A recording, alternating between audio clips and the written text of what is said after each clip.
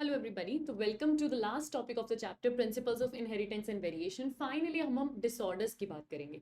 हमने म्यूटेशन देखा कि कभी कभी जीन में, कभी कभी क्रोमोसोम में कुछ गड़बड़ हो जाती है। क्रोमोसोम का स्ट्रक्चर चेंज हो सकता है, क्रोमोसोम का नंबर चेंज हो सकता है, जीन के अंदर सब्सटीट्यूशन हो सकता है, जीन के अंदर फ्रेम शिफ्ट म्यूटेशन हो सकता है कि पूरा रीडिंग फ्रेम ही चेंज हो जाए। अब अगर इतना बड़ा चेंज आपकी जीन में आएगा या जीन लेवल पर आएगा या क्रोमोसोम लेवल पर आएगा, तो ऐसा तो नहीं है कि वो फिनोटिपिक इफेक्ट नहीं दिखा के जाएगा। तो जो चीजें आपने देखी, जिस भी म्यूटाजन की वजह से म्यूटेशन हो रहा है, जीन में चेंजेस आ रहे हैं, तो कभी कभी वो जीन म्यूटेट होकर कुछ ऐसा फंक्शन करने लगेगी या कुछ ऐसा एंजाइम बनाने से इनकार कर देगी जिसकी वजह से आपके अंदर एक सिम्टम दिखने लगेगा, एक डिसऑर्डर दिखने लगेगा विच वॉन्ट बी नॉर्मल। उनको हम कहते हैं जेनेटिक डिसऑर्डर।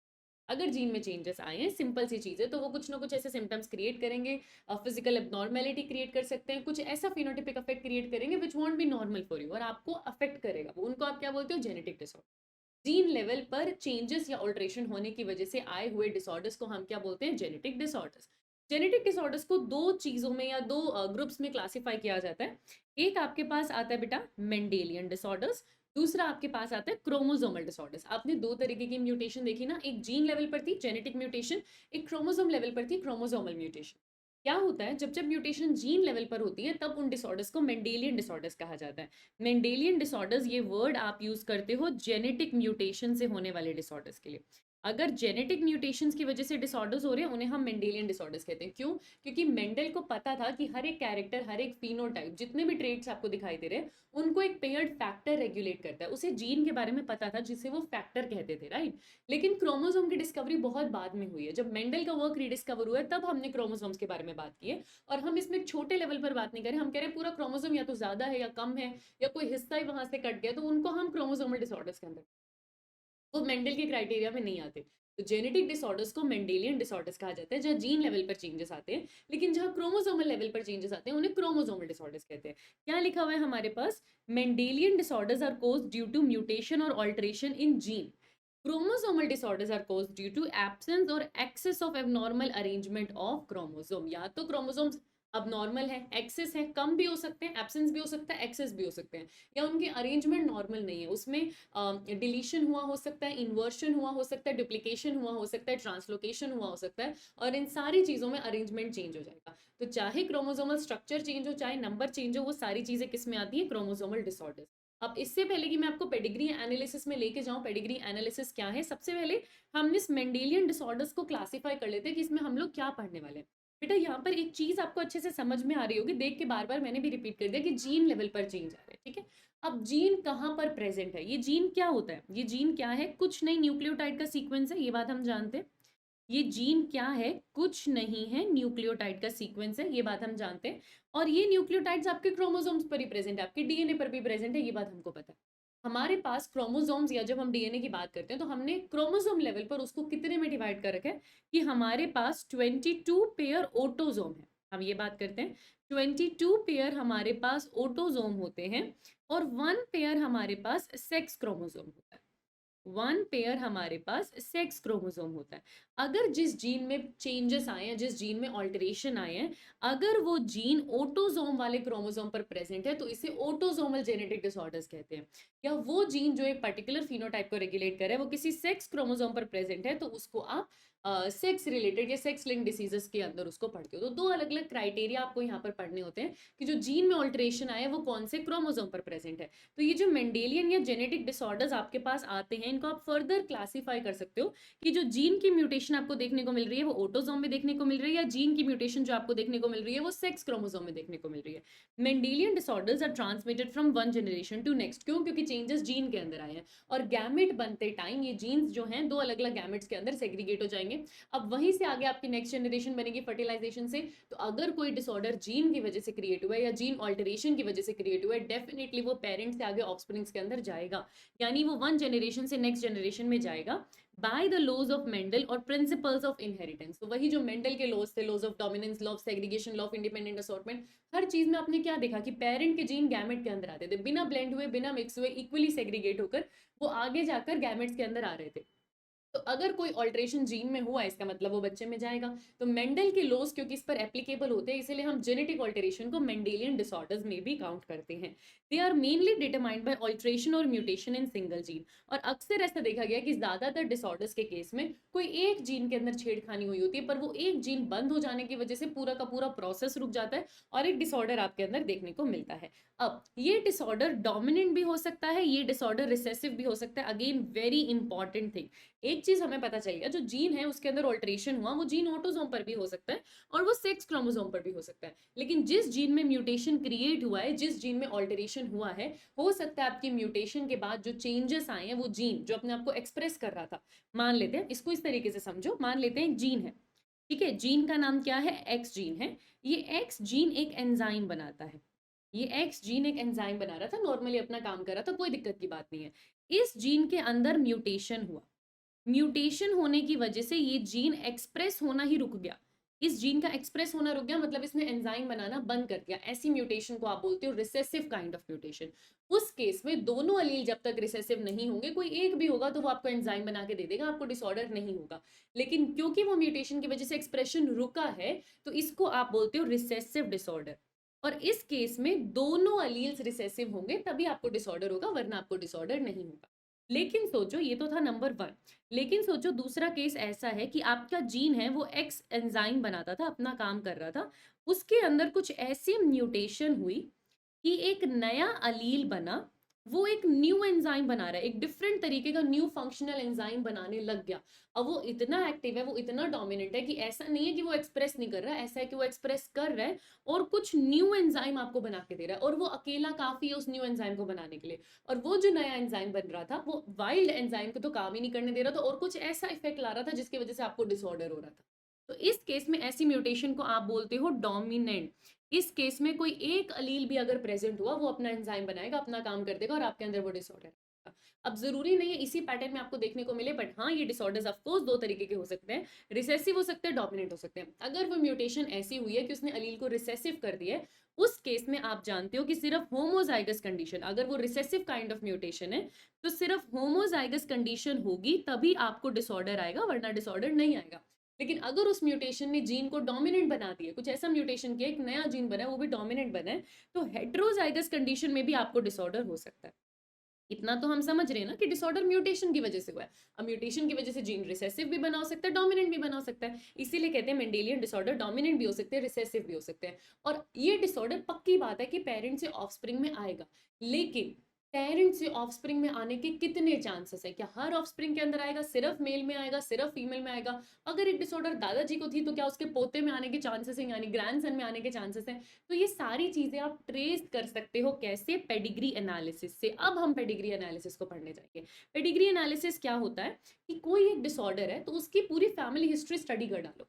अगर बहुत से लोग बेटा ये एनालिसिस करते हैं, जेनेटिसिस्ट उनको कहा जाता है, इसमें कोई खून वून नहीं निकालना, कुछ नहीं, लोगों से प्रॉपर इंटरव्यू लिया जाता है कि अच्छा आपको ये डिसऑर्डर है। कोई अगर आपको बता रहा है कि यार मेरी फैमिली में ना 3-4 पुश्तों पहले ये डिसऑर्डर था, क्या हमारे पढ़ पढ़ पढ़ दादाजी को डिसऑर्डर था, क्या हमारे बच्चे में आने के चांसेस हैं, तो आप एक पेडिग्री एनालिसिस का चार्ट बनाते हो और आप इसका पॉसिबिलिटी कैलकुलेट कर सकते हो कि आपके बच्चे में वो डिसऑर्डर आने के कितने चांसेस है। तो पेडिग्री एनालिसिस एक्चुअली एक डिसऑर्डर को ट्रीट करने के लिए बनाया जाता है।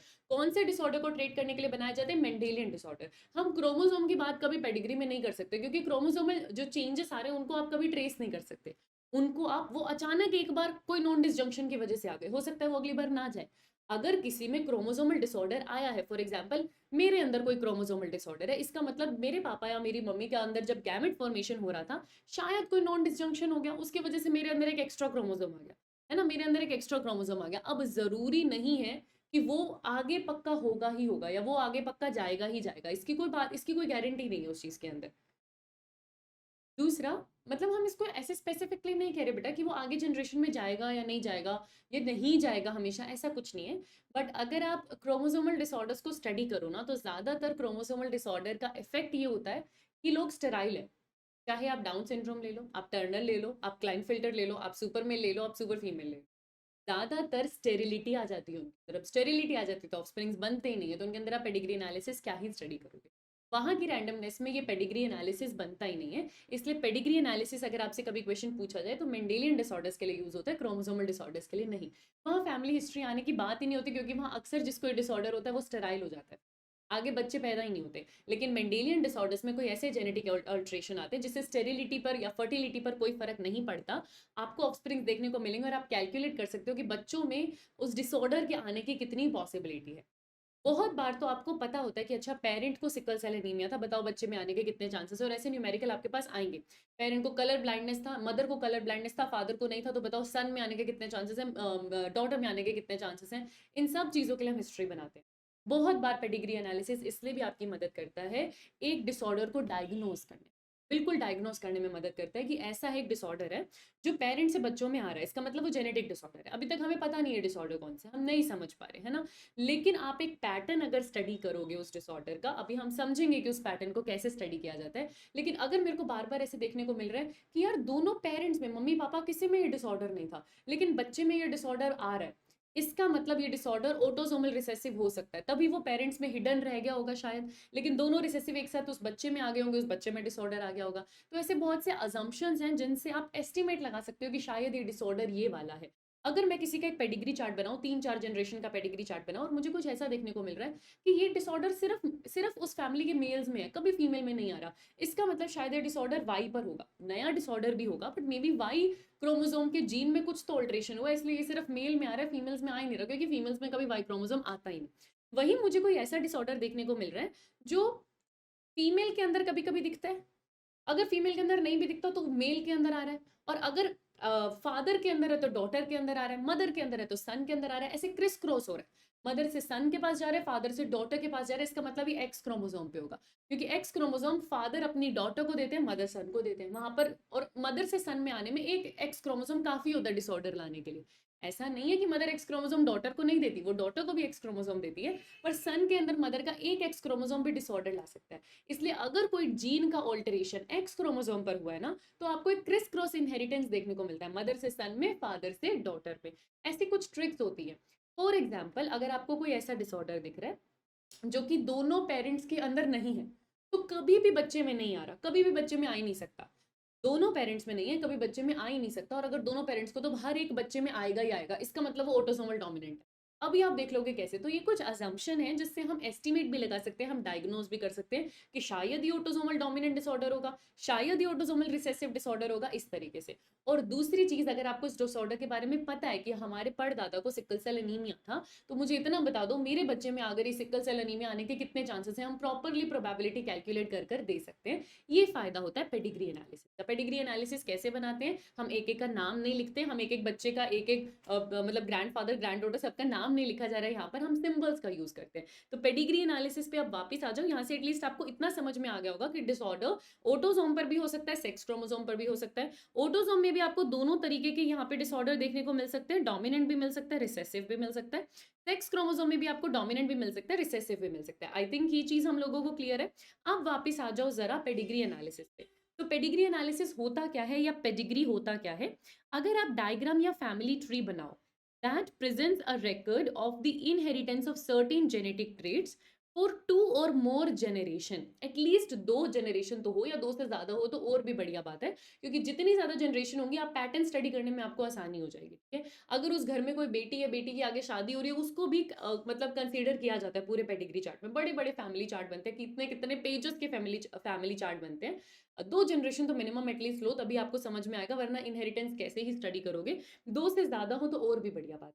कोई भी जेनेटिक ट्रेट, कोई भी जेनेटिक फिनोटाइप, उसकी इनहेरिटेंस की स्टडी करोगे, एक रिकॉर्ड बनाओगे, पूरी फैमिली ट्री बनाओगे, 2 या 2 से ज्यादा जनरेशन के लिए स्टडी करोगे, उसको बोलते हैं पेडिग्री। और उसमें एक डिसऑर्डर को एनालाइज करना, इसको हम बोलते हैं पेडिग्री एनालिसिस।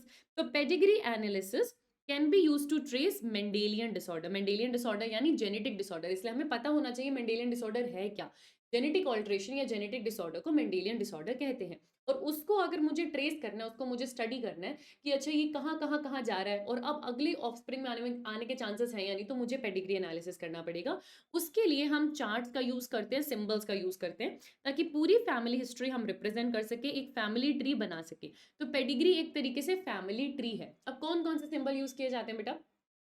स्क्वायर यूज किया जाता है मेल के लिए, जरूरी नहीं है ब्लू स्क्वायर हो, स्क्वायर यूज किया जाता है मेल के लिए, सर्कल यूज किया जाता है फीमेल के लिए, अगर वो अंदर से फिल्ड है ना। अब देखो यहाँ पर जहां पर इन्होंने ये ब्लैक कलर कर दिया है, इसका मतलब उसको फिल कर दिया है। अगर आप कभी हाथ से ड्रॉ करते हो ना, तो आप इस तरीके से ड्रॉ करते हो कि अगर मैंने एक स्क्वायर बनाया तो ये मेल है, अगर मैंने एक सर्कल बनाया तो ये फीमेल है, अगर मैं इस स्क्वायर और इस सर्कल को फिल कर दूं अंदर से तो ये अफेक्टेड इंडिविजुअल, इसका मतलब इसको डिसऑर्डर है। और अगर मैं अंदर से फिल ना करूं, इसका मतलब ये अफेक्टेड इंडिविजुअल नहीं है। पहली चीज तो हो गई ये। तो स्क्वायर होता है मेल, सर्कल होती है फीमेल, और अगर इस तरीके से डायमंड शेप बनाई जाती है, इसका मतलब जो भी आपको फैमिली हिस्ट्री बता रहा है, आप डॉक्टर ऑफ जेनेटिसिस्ट बने हो, अगर कोई आपको फैमिली हिस्ट्री बता रहा है तो वो ये कहेगा कि यार हमारी जनरेशन में ना, थर्ड जनरेशन में किसी को तो ये बीमारी थी, हमें पता है। अब वो उनके बेटे को थी, उनकी बेटी को थी, हमें नहीं याद, पर उनको ये बीमारी थी, किसी एक को थी। तब आप ऐसे बना देते हो कि हमें नहीं पता, कोई तो होगा मेल या फीमेल जिसको ये बीमारी थी, सेक्स अननोन, हमें नहीं पता उस बच्चे का सेक्स क्या था। तब आप डायमंड शेप बनाते हो, और अगर वो अफेक्टेड होते हैं आप उसको फिल कर देते हो, अगर वो अनअफेक्टेड होते हैं आप उसको फिल नहीं करते। अगर कोई बीमारी ऐसी बीमारी थी, या फॉर एग्जाम्पल ये भी आप वो, मतलब जब आप फैमिली ट्री पूरा ड्रॉ कर रहे हो, आप किसी एक के बारे में ऐसे लिख रहे हो कि उस बीमारी से उसकी डेथ भी हो गई थी, तो आप कुछ इस तरीके से उसको स्ट्राइक कर देते हो, या एनीवे उस मेंबर की डेथ हो चुकी है लेकिन वो इस फैमिली का हिस्सा थे, अब उनकी डेथ हो चुकी है, तब उनको बीमारी थी, आप सर्कल करोगे, सर्कल को कलर करोगे और क्रॉस लगा दोगे कि इनकी डेथ हो चुकी है, ठीक है। अच्छा, अगर आपको शादी दिखानी है कि ये मम्मी पापा इनकी मीटिंग हुई है, तो जाकर ऑफस्प्रिंग्स या बच्चे आए हैं, तो मीटिंग के लिए उन दोनों के बीच में आप एक सिंगल लाइन ड्रॉ कर देते हो। उन दोनों का बच्चा है यही दिखाने के लिए, किसी और का बच्चा नहीं है, कंफ्यूजन ना हो, तो उन दोनों की लाइन से आप एक लाइन इस तरीके से नीचे एक्सटेंड करते हो, और वहां पर अगर आप स्क्वायर बनाओगे तो उनका मेल चाइल्ड था, सर्कल बनाओगे तो फीमेल चाइल्ड था। तो पेरेंट्स के साथ आप अफेक्टेड मेल चाइल्ड यहाँ पर दिखा रहे हो, स्क्वायर है तो मेल है, कलर्ड है तो अफेक्टेड है, और आप इन्हीं पेरेंट्स का बच्चा है ये आप दिखा रहे हो। फीमेल के अंदर आप चीज एक जानते हो कि अगर ये ऑटोसोमल रिसेसिव डिसऑर्डर होगा, तो दो एक्स क्रोमोसोम होते हैं फीमेल के पास, किसी एक में ये जीन है, अफेक्टेड जीन है, लेकिन वो फीमेल सिम्टम्स नहीं दे रही, तो उसको डिसऑर्डर नहीं है, लेकिन वो कैरियर है। कैरियर को कैसे दिखाया जाता है, फीमेल है तो सर्कल बनाओगे और आधा कलर करोगे, पूरा कलर नहीं करोगे, तो वो कैरियर है। अगर मुझे ये दिखाना है कि एक कपल था, उनके 5 बच्चे थे और पांचों में से किसी को भी डिसऑर्डर नहीं था, तो आप एक साथ ऐसे भी लिख सकते हो। अलग अलग सेक्स आपको नहीं पता उनका, बस हाँ उसके अंदर आप डायमंड बनाओ, डायमंड में 5 लिख दो कि 5 बच्चे थे, किसी को भी डिसऑर्डर नहीं था, ऐसे रिप्रेजेंट कर सकते हो, ठीक है। अच्छा, उसके बाद अगर जो मीटिंग हुई है, जो मम्मी पापा आप दिखाना चाहते हो, वो काफी क्लोज रिलेटिव थे, है ना, मे बी कजन्स के फॉर्म में, सेकंड थर्ड कजन्स के फॉर्म में रिलेटेड थे, या एनीवे बहुत क्लोज रिलेटिव के बीच में, उसको कॉन्सेंजीनियस मीटिंग बोलते हैं, और ये क्वेश्चन इस बार आपके पास आया भी है। तो ऐसे रिलेटिव्स के बीच में अगर मीटिंग हो जाए तो डबल लाइन ड्रॉ करी जाती है, सिंगल नहीं, ठीक है। अगर आप एक जनरेशन दिखाते हो तो आप जनरेशन कुछ इस तरीके से दिखाते हैं कि ये पेरेंट्स थे, अब पेरेंट्स के बच्चे दिखाने हैं तो आप एक लाइन डाउनवर्ड एक्सटेंड करेंगे, लेकिन उनके 2 बच्चे थे, तो फिर से आप एक लाइन बनाएंगे, उस लाइन के अंदर जितने भी बच्चे आपको ड्रॉ करना है उतना आप एक्सटेंड कर लीजिए। तो इन पेरेंट्स के ये 2 अनअफेक्टेड चिल्ड्रन थे, कुछ इस तरीके से सिंबल्स यूज होते हैं, और काफी सिंबल्स आपको यहाँ पर पेडिग्री एनालिसिस के दिखा दिए गए हैं। फिर से देखो, स्क्वायर मतलब मेल होगा, सर्कल मतलब फीमेल होगी, डायमंड बनाएंगे मतलब सेक्स नहीं पता, उस डायमंड के अंदर अगर नंबर लिख देंगे मतलब उतने बच्चे प्रेजेंट है, अगर वो कलर है तो वो अफेक्टेड है, अगर उनको हमने कलर नहीं कर रखा, फिल नहीं कर रखा, तो वो अनअफेक्टेड है। मीटिंग दिखाने के लिए दोनों के बीच में सिंगल लाइन ड्रॉ करी जाती है, उनके ऑफस्प्रिंग दिखाने के लिए उस सिंगल लाइन को नीचे की तरफ एक्सटेंड कर उनके बच्चे दिखाए जाते हैं। अगर मैरिज बहुत क्लोज रिलेटिव्स के बीच में हुई है, कॉन्सेंजिनियस मीटिंग है, तो आप डबल लाइन ड्रॉ करते हो, अगर उनकी डेथ हो चुकी है तो आप एक स्ट्राइक लगा देते हो, अगर वो कैरियर है तो आप आधा कलर उसको कर देते हो। तो इस तरीके से कुछ रिप्रेजेंटेशन आपके सामने है। आई होप ये आपको क्लियर हुआ, क्योंकि आपको ये पेडिग्री बनानी पड़ेगी, बहुत बार क्वेश्चंस में बनी होगी, आपको सिर्फ वो पेडिग्री देके पहचानना होगा। देखो किस तरीके के न्यूमेरिकल्स आते हैं पेडिग्री के, मैं आपको बता दूं, क्योंकि आते हैं। पहला आता है, ये पूरा चार्ट ऐसे आपको बना देंगे, कोई ना कोई पेडिग्री चार्ट आपको बना देंगे, और आपसे पूछेंगे कि इसको देख के पहचानो ये डिसऑर्डर ऑटोसोमल डोमिनेंट है, ऑटोसोमल रिसेसिव है, सेक्स लिंक्ड रिसेसिव है, सेक्स लिंक्ड डोमिनेंट है, या वाई लिंक्ड है, आपको पहचानना होगा। तो कुछ आइडिया, कुछ अजम्पशंस मैं आपको बता दूंगी कि किस तरीके से ऐसी चीजों को पहचाना जाता है। दूसरी बात, हमें ना फिक्स एग्जाम्पल याद करना होता है, जैसे ऑटोसोमल रिसेसिव के एनसीईआरटी ने जो जो एग्जाम्पल दे रखे हैं वो आपको याद रखना है, कि अच्छा इसके अंदर सिकल सेल एनीमिया आ रहा है, इसके अंदर थैलेसीमिया आ रहा है, इसके अंदर सिस्टिक फाइब्रोसिस आ रहा है, इसके अंदर फिनाइल क्या बोलते हैं उस डिसऑर्डर को, what you call it, phenyl ketone urea, है ना। तो ये जो भी डिसऑर्डर्स आपके पास आ रहे हैं, इनके नाम याद कर लो। आपको पता होना चाहिए कि ऑटोसोमल रिसेसिव में ये डिसऑर्डर होते हैं, ऑटोसोमल डोमिनेंट में मुझे सिर्फ मायोटोनिक डिस्ट्रॉफी याद करना है। वैसे ही एक्स लिंक्ड रिसेसिव के अंदर अगर आपके पास आ रहा है कलर ब्लाइंडनेस और हीमोफीलिया, आपको पता है बहुत सारे क्वेश्चंस इसमें से आते हैं, डीएमडी, तो आपको वो याद रखने हैं। अगर वाई लिंक्ड में आपके पास कोई होलेंट्रिक ट्रेट एनसीईआरटी में दिया हुआ है तो आपको वो याद रखना है। क्यों याद रखना है? क्योंकि आपको पेडिग्री बना के दे देंगे। अब पेडिग्री देख के आप पहचान पा रहे हो कि ये ऑटोसोमल डोमिनेंट ट्रेट है, तो ऑप्शन में ऑटोसोमल डोमिनेंट नहीं लिखा होगा, ऑप्शन में मायोटोनिक डिस्ट्रॉफी लिखा होगा। तो आपको पता होना चाहिए कि मायोटोनिक डिस्ट्रॉफी एक तरीके का ऑटोसोमल डोमिनेंट ट्रेट होता है। तो दो चीजें हमें याद करनी है जेनेटिक डिसऑर्डर में, हमें एग्जांपल्स याद करने हैं, रिसेसिव के अलग, डोमिनेंट के अलग, और हमें पेडिग्री देख के पहचान आनी चाहिए कि ये डोमिनेंट है, रिसेसिव है, ये ऑटोसोमल है, सेक्स लिंक्ड है। कैसे पहचाना जाता है वो मैं अभी आपको सिखा दूंगी। यहाँ पर क्या है, पेडिग्री एनालिसिस के दो इंपॉर्टेंट टूल्स होते हैं। एक तो ये प्रोबेबिलिटी और चांस पर खेलता है ना। आप एक रेशियो, एक प्रोबेबिलिटी निकाल सकते हो due to the smallness of the progeny. Ratio के अंदर आप प्रोबेबिलिटी निकाल सकते हो, क्योंकि बहुत ज्यादा प्रोजेनी नहीं है ना हमारे पास। पी प्लांट की तरह थाउजेंड्स बच्चे तो नहीं पैदा हो रहे थे ना, कम 3 बच्चे हैं, 2 बच्चे हैं, तो उस स्मॉलनेस में आइडिया लगाना थोड़ा सा मुश्किल है। इसलिए हम प्रोबेबिलिटी के बेसिस पर खेलते हैं पेडिग्री एनालिसिस में, और ऑल्टरनेटिव्स को एलिमिनेट करते जाते हैं। तो ये दो टूल्स हैं जो पेडिग्री एनालिसिस में यूज होते हैं। ठीक है, अब आपको पता है आपको कौन कौन सा डिसऑर्डर पढ़ना है। अगर वो ऑटोसोमल क्रोमोसोम पे है तो वो डोमिनेंट भी हो सकता है, तो वो रिसेसिव भी हो सकता है। अगर वो सेक्स लिंक्ड है या एक्स लिंक्ड है तो वो डोमिनेंट भी हो सकता है, वो रिसेसिव भी हो सकता है। सेक्स लिंक, डोमिनेंट, रिसेसिव इन्होंने एक साथ यहाँ पर अंदर ले लिया, और यहीं पर इन्होंने वाई लिंक्ड भी ले लिया। तो सेक्स लिंक सिर्फ डोमिनेंट नहीं, सारे तरीके के सेक्स लिंक यहाँ पर आ गए। मैं आपको बता दूंगी किस तरीके से आइडेंटिफाई करते हैं। सबसे पहले तो एक चीज समझो, सबसे पहले एक चीज समझो, कभी भी कोई पेडिग्री चार्ट आपके सामने आ जाए, पहले हम एक्स लिंक करते हैं, आपको समझना थोड़ा सा आसान होगा। सेक्स लिंक डिसऑर्डर में या तो वो डिसऑर्डर क्या होगा, एक्स क्रोमोसोम पर लिंक्ड होगा, या फिर वो डिसऑर्डर क्या होगा, वाई क्रोमोसोम पर लिंक्ड होगा, है ना बेटा। या तो वो वाई पर होगा या फिर वो एक्स पर होगा। वाई क्रोमोसोम पर अगर वो लिंक्ड होगा तो आपको बहुत क्लियरली पेडिग्री में दिखेगा कि सारे के सारे स्क्वायर में कलर भरा होगा, यानी सब मेल्स में वो डिसऑर्डर आता है। तो बहुत इजीली आप देख के पहचान लोगे कि हर फादर अपने सन को ये डिसऑर्डर दे रहा है। अगर वो वाई लिंक ट्रेट है तो वो डायरेक्टली फादर से सन को जा रहा है। ऐसे ट्रेट्स को आप क्या बोलते हो, होल एंड्रिक। कि सारे के सारे पेडिग्री एनालिसिस में हमने देखा कि जितने भी मर्द हैं, जितने भी मेल्स हैं ना, जो मर्द प्रजाति है, उनके अंदर ये डिसऑर्डर आ रहा है। इनके अंदर कैसे डिसऑर्डर आते हैं, जैसे हाइपरट्राइकोसिस, कान के बाल बहुत ज्यादा हैं, ये एक मेल का डिसऑर्डर है जो कि प्रेजेंट होता है ना। तो वाई क्रोमोसोम का जो जीन है वो क्या होगा, सारे के सारे ऑल मेल्स में होगा और फादर से सन में जा रहा होगा। तो ये तो बहुत इजीली आप पहचान लोगे कि ये वाई लिंक्ड है। अच्छा, एक्स लिंक्ड है, ये कैसे पहचानोगे? एक्स लिंक पहचानने की चीज है कि वो पक्का कुछ ना कुछ क्रिस क्रॉस इनहेरिटेंस दिखा रहा होगा।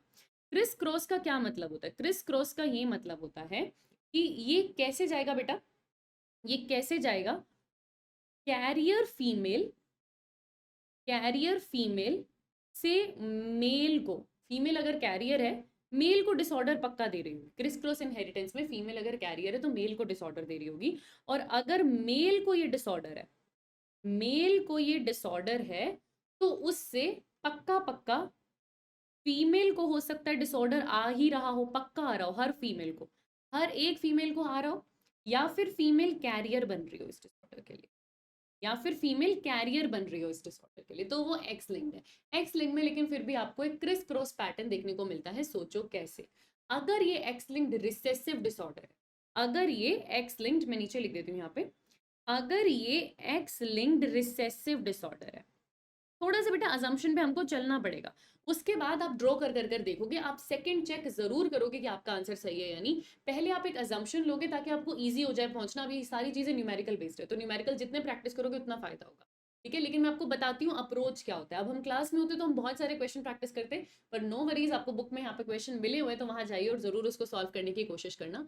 जब भी एक पेडिग्री चार्ट आपके सामने आए, आपको पहली चीज क्या देखनी है, कहीं ऐसा तो नहीं मेल से मेल में जा रहा हो, क्योंकि वो ईजी है ना ढूंढना, तो वो पक्का वाई लिंक्ड होगा। अगर आपको कभी ऐसा दिख रहा हो ना कि सारे फीमेल से फीमेल में जा रहे हैं, मैं एक और चीज आपको बता दूं कि सिर्फ सिर्फ फीमेल्स में, पूरे पेडिग्री चार्ट में सिर्फ और सिर्फ जो है महिलाओं को ये बीमारी हो रही है और किसी को हो ही नहीं रही है बाय चांस, और कहीं पर भी ये बीमारी आ ही नहीं रही है, तो ये साइटोप्लाज्मिक इनहेरिटेंस होगा। तो ये साइटोप्लाज्मिक इनहेरिटेंस होगा, क्योंकि हमें पता है कि हमारे अंदर जब फर्टिलाइजेशन होता है तो मेल का सिर्फ न्यूक्लियस आता है, साइटोप्लाज्म फीमेल का होता है। इसका मतलब जिस जीन में ऑल्टरेशन हुआ है वो जीन माइटोकॉन्ड्रिया का था या साइटोप्लाज्म में प्रेजेंट था, इसीलिए उस फीमेल के साइटोप्लाज्म से हर फीमेल को ये डिसऑर्डर आ रहा है। तो अगर कभी ऑल फीमेल्स में आए तो साइटोप्लाज्म, सारे मेल्स में आए तो वाइलिंग, तो ये दोनों पहचानना ना बहुत ईजी होता है। एक बार आपने देख लिया कि यार ये भी नहीं है, ये भी नहीं है, फिर आपका तीसरा अप्रोच क्या होगा, ये ढूंढना कि कहीं एक्स लिंक तो नहीं है। एक्स लिंक्ड आप कैसे ढूंढोगे? अगर वो एक एक्स लिंक्ड रिसेसिव डिसऑर्डर रहा होगा, इमेजिन करके चलना है कि अगर ये डिसऑर्डर एक्स लिंक्ड रिसेसिव है, तो फीमेल में ये डिसऑर्डर नहीं होगा, क्योंकि फीमेल अक्सर कैरियर है, उसको दोनों एक्स क्रोमोसोम चाहिए डिसऑर्डर लेने के लिए। अगर ये एक्स लिंक्ड रिसेसिव डिसऑर्डर है तो कैरियर फीमेल है, वो अफेक्टेड नहीं होगी। लेकिन हर बार आप देख रहे होगे कि उसका बच्चा, यानी उसके बच्चे में भी सन, मेल, वो पक्का पक्का अफेक्टेड हो रहा होगा। ये चीज आपको 2-3 बार 2-3 जनरेशन में देखने को मिल रही होगी कि फीमेल को डिसऑर्डर नहीं होता पर मेल में डिसऑर्डर आ जाता है। सिमिलरली आप एक चीज देख रहे होगे, अगर ये एक्स लिंक्ड रिसेसिव डिसऑर्डर है तब भी इसके अंदर पहली चीज तो हो गई ये। दूसरी चीज आप ये नोटिस करोगे कि अगर मेल को डिसऑर्डर है, मेल यानी फादर को अगर यहाँ पर ये डिसऑर्डर है, तो फीमेल कैरियर होगी, फीमेल को डिसऑर्डर नहीं आ रहा होगा। फीमेल कैरियर होगी, फीमेल को डिसऑर्डर नहीं आ रहा होगा। ये पैटर्न आप नोटिस करो। वहीं अगर आपका ये डिसऑर्डर एक्स लिंक्ड डोमिनेंट है, उसको ढूंढना तो बहुत आसान होता है। एक्स लिंक्ड डोमिनेंट में पक्का पक्का क्रिस क्रॉस दिखता है, तो इसको ढूंढना बहुत आसान होता है। अगर आपका डिसऑर्डर एक्स लिंक्ड डोमिनेंट है तो एक भी जीन से आपकी फीमेल वो हो जाएगी, डिसीज्ड हो जाएगी। कहीं एक भी जीन पर अगर ये प्रेजेंट है तो फीमेल के अंदर डिसऑर्डर होगा, और फीमेल ये डिसऑर्डर अपने सन को, अपने मेल को अपने एक्स क्रोमोसोम से दे सकती है, तो उसके मेल या उसके सन जो होंगे फर्दर, उनको पक्का ये डिसऑर्डर होगा। और वहीं अगर फादर को ये डिसऑर्डर है, फादर को ये डिसऑर्डर है, तो पक्का पक्का डॉटर में डिसऑर्डर आ रहा होगा। तो जो एक्स लिंक डोमिनेंट डिसऑर्डर होते हैं वो अच्छा खासा क्रिस क्रॉस इनहेरिटेंस शो करते हैं, देख के ही समझ में आ जाता है कि ये एक्स लिंक डिसऑर्डर है। रिसेसिव में क्या है, मदर को डिसऑर्डर नहीं है पर सन के अंदर आ रहा होगा, और अगर मेल में डिसऑर्डर है तो फीमेल में नहीं आ रहा होगा, फीमेल के अंदर नहीं आ रहा होगा, वो कैरियर होगी। तो इस तरीके से आप एक्स लिंक और डोमिनेंट और रिसेसिव को पहचान लोगे। एक बार आपने ये दोनों पॉसिबिलिटी भी एलिमिनेट कर दी कि ऐसा क्रिस क्रॉस भी मुझे कुछ देखने को नहीं मिल रहा, ऐसा कुछ भी क्रिस क्रॉस मुझे नहीं देखने को मिल रहा, फिर आप एंट्री करोगे ऑटोसोमल डोमिनेंट और ऑटोसोमल रिसेसिव पे, कि अब हो सकता है कि शायद ये ऑटोसोमल डोमिनेंट हो या फिर ऑटोसोमल रिसेसिव हो। पहले इसको एलिमिनेट कर लेना, कहीं वाई लिंक तो नहीं, कहीं साइटोप्लाज्मिक तो नहीं, कहीं क्रिस क्रॉस पैटर्न तो नहीं। अगर क्रिस क्रॉस दिख गया तो आपको पहली बात आंसर यहाँ मिल जाएगा, और ज्यादातर आंसर एक्स लिंक्ड होता है या फिर आंसर ऑटोसोमल रिसेसिव हो। मैं आपको पहले बता दूं, इन्हीं दोनों पर क्वेश्चंस बेस्ड होते हैं, ठीक है। एक बार आपने ये पूरा पेज एलिमिनेट कर लिया कि नहीं ये बीमारी तो नहीं लग रही इस पेडिग्री को देख के, फिर आप आओगे कि शायद ऑटोसोमल डोमिनेंट है या शायद ऑटोसोमल रिसेसिव है। कैसे पहचानोगे कि ऑटोसोमल डोमिनेंट है? पहला ट्रेट जो ऑटोसोमल डोमिनेंट का होता है कि हर जनरेशन में अक्सर ये दिखता है, very seldom it will skip a generation. अब यहाँ पर देखो, ये होती है जनरेशन नंबर 1 जो पेरेंट्स की थी, उनके बने बच्चे, ये सारे उनके बच्चे हैं, तो ये हुई जनरेशन नंबर 2। इसमें से ये और ये डायरेक्ट बच्चे हैं, लेकिन इस वाले मेल ने आगे शादी कर ली, कि डायरेक्ट इनका बच्चा नहीं था बेटा। अगर इनका बच्चा होता तो यहाँ पर एक लाइन होती है, ये चीज समझना है ना, लाइन नहीं है। तो इनका ये वाला सन है, तो इस कपल के पास 2 मेल और 2 फीमेल डॉटर थे। उनके एक मेल चाइल्ड की शादी हो चुकी है और एक फीमेल चाइल्ड की भी आगे शादी हो चुकी है। इनके आगे 3 बच्चे हैं, इनके आगे 3 बच्चे हैं। तो ये एक पूरा फैमिली चार्ट आपने ड्रॉ कर लिया। आपको एक फैमिली चार्ट दिया हुआ है, इसको देख के आपको क्या समझ में आ रहा है कि यहाँ पर भी बीमारी थी, सेकेंड जनरेशन में भी बीमारी थी, और इनकी आगे ये भी थर्ड जनरेशन है बेटा, ये भी थर्ड जनरेशन है, दोनों थर्ड जनरेशन ही है, वहां पर भी बीमारी थी। तो अक्सर अगर ये बीमारी हर एक जनरेशन में देखने को मिल रही है तो ये डोमिनेंट होगी, क्योंकि डोमिनेंट ऐसी चीज है ना जो छुप नहीं सकती, हर जनरेशन में दिख ही दिख जाएगी। रिसेसिव छुप जाता है, रिसेसिव छुप जाता है, जैसे मेंडल के F1 में छुप जाता था, फिर F2 में दिखता था। तो रिसेसिव अक्सर छुप जाता है, लेकिन डोमिनेंट छुप नहीं पाता, इसलिए हर एक जनरेशन में आपको दिखाई देता है। डोमिनेंट के बारे में एक और चीज याद रखना, डोमिनेंट के अंदर ना अगर दोनों पेरेंट्स को बीमारी नहीं है तो ये बच्चों में कभी भी नहीं आ सकती, किसी भी बच्चे में ये कभी भी नहीं आ सकती। तो उसका एक नमूना आपको यहाँ पर दिखाई दे रहा है ना। और अगर किसी एक पेरेंट को ये डिसऑर्डर है तो बच्चे में ये आएगा ही आएगा, एक जीन तो जाएगा ना, ऑटोसोमल है तो किसी एक गैमेट में तो वो जाएगा। और अगर इनके अंदर ये डिसऑर्डर है तो किसी बच्चे में आपको दिखाई देता ही देता है, और अगर दोनों में नहीं है तो बच्चे में आने के चांस ही नहीं होते। तो ऑटोसोमल डोमिनेंट पहचानने की ट्रिक क्या होती है? ट्रिक सिर्फ ये होती है कि ये seldom it will skip a generation, her generation में आपको दिखेगा, ये हाइड नहीं हो सकता। अगर दोनों पेरेंट्स नॉर्मल है तो चाइल्ड कभी इनका अफेक्टेड हो ही नहीं सकता, क्योंकि वो जीन ही नहीं है, मम्मी पापा के पास वो जीन ही नहीं है, होता तो एक्सप्रेस हो जाता। और अगर दोनों पेरेंट्स अफेक्टेड है, एक नहीं दोनों, अगर दोनों पेरेंट अफेक्टेड हैं, there is still possibility for child to be normally. बहुत बढ़िया बात कही है बेटा आपको, दोनों पेरेंट्स अफेक्टेड है। मान लेते हैं ये हो गए पापा जी भी अफेक्टेड है, ये हो गई मम्मी जी भी अफेक्टेड है, दोनों अफेक्टेड है क्योंकि ऑटोसोमल डोमिनेंट है, एक एक जीन से भी दोनों को बीमारी हो जाएगी। लेकिन सोचो इनका एक बच्चा बना जिसमें स्मॉल ए और स्मॉल ए, इनके ऑफस्प्रिंग में स्मॉल ए आ गया, तो उसको डिसऑर्डर नहीं है। अब इनको भी डिसऑर्डर था, इनको भी डिसऑर्डर था, पर इनकी बेटी को आगे डिसऑर्डर नहीं है। तो ऑटोसोमल डोमिनेंट में ये चीज पॉसिबल है कि दोनों को बीमारी है लेकिन फिर भी बच्चे को बीमारी ना हो, ऐसा ऑटोसोमल डोमिनेंट में पॉसिबल होता है, ऑटोसोमल रिसेसिव में कभी पॉसिबल नहीं होता। ऑटोसोमल रिसेसिव में अगर दोनों को बीमारी है ना तो बच्चे को बीमारी आएगी ही आएगी, कोई और ऑप्शन ही नहीं है।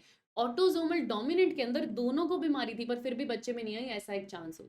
ऑटोसोमल रिसेसिव की अगर मैं आपसे बात करूं, अब यहाँ पर देखो एग्जांपल देखो, ऑटोसोमल डोमिनेंट का मायोटोनिक डिस्ट्रॉफी रीसेंट क्वेश्चन आया हुआ है, तो एग्जांपल याद होने भी बहुत जरूरी है। ऑटोसोमल रिसेसिव को अगर आप देखोगे तो यहाँ पर क्या लिखा हुआ है, दे में not appear in every generation, क्योंकि हाइड कर जाता है। इस जनरेशन में नहीं था पर इस जनरेशन में आ गया, इस जनरेशन में आ गया, ये नंबर 1 है, ये नंबर 2 है, ये नंबर 3 है, तो एक जनरेशन स्किप कर गया, कर सकता है ऑटोसोमल रिसेसिव स्किप कर सकता है।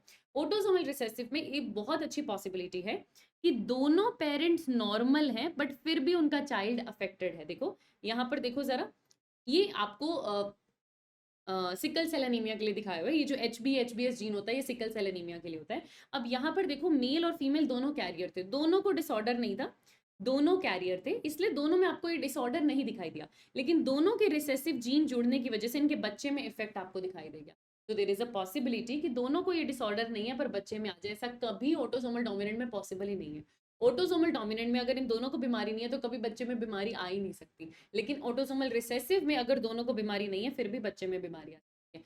वहीं ऑटोसोमल डोमिनेंट में दोनों को बीमारी ना हो, दोनों को बीमारी ना हो फिर भी बच्चे में बीमारी आ सकती है, फिर भी बच्चे में बीमारी आ सकती है, लेकिन यहाँ पर ऐसा पॉसिबल नहीं है कि दोनों में सॉरी, अगर ऑटोसोमल डोमिनेंट में हम क्या कह रहे हैं, अगर इन दोनों को डिसऑर्डर नहीं है, मतलब डोमिनेंट जीन इन दोनों में से किसी के भी पास नहीं है, उस केस में बच्चे में डिसऑर्डर नहीं है, चांस ही नहीं है ना, क्योंकि वो जीन ही उनके पास नहीं है, होता तो एक्सप्रेस हो जाता। लेकिन अगर इन दोनों को डिसऑर्डर है फिर भी हो सकता है कि बच्चे में डिसऑर्डर ना आए।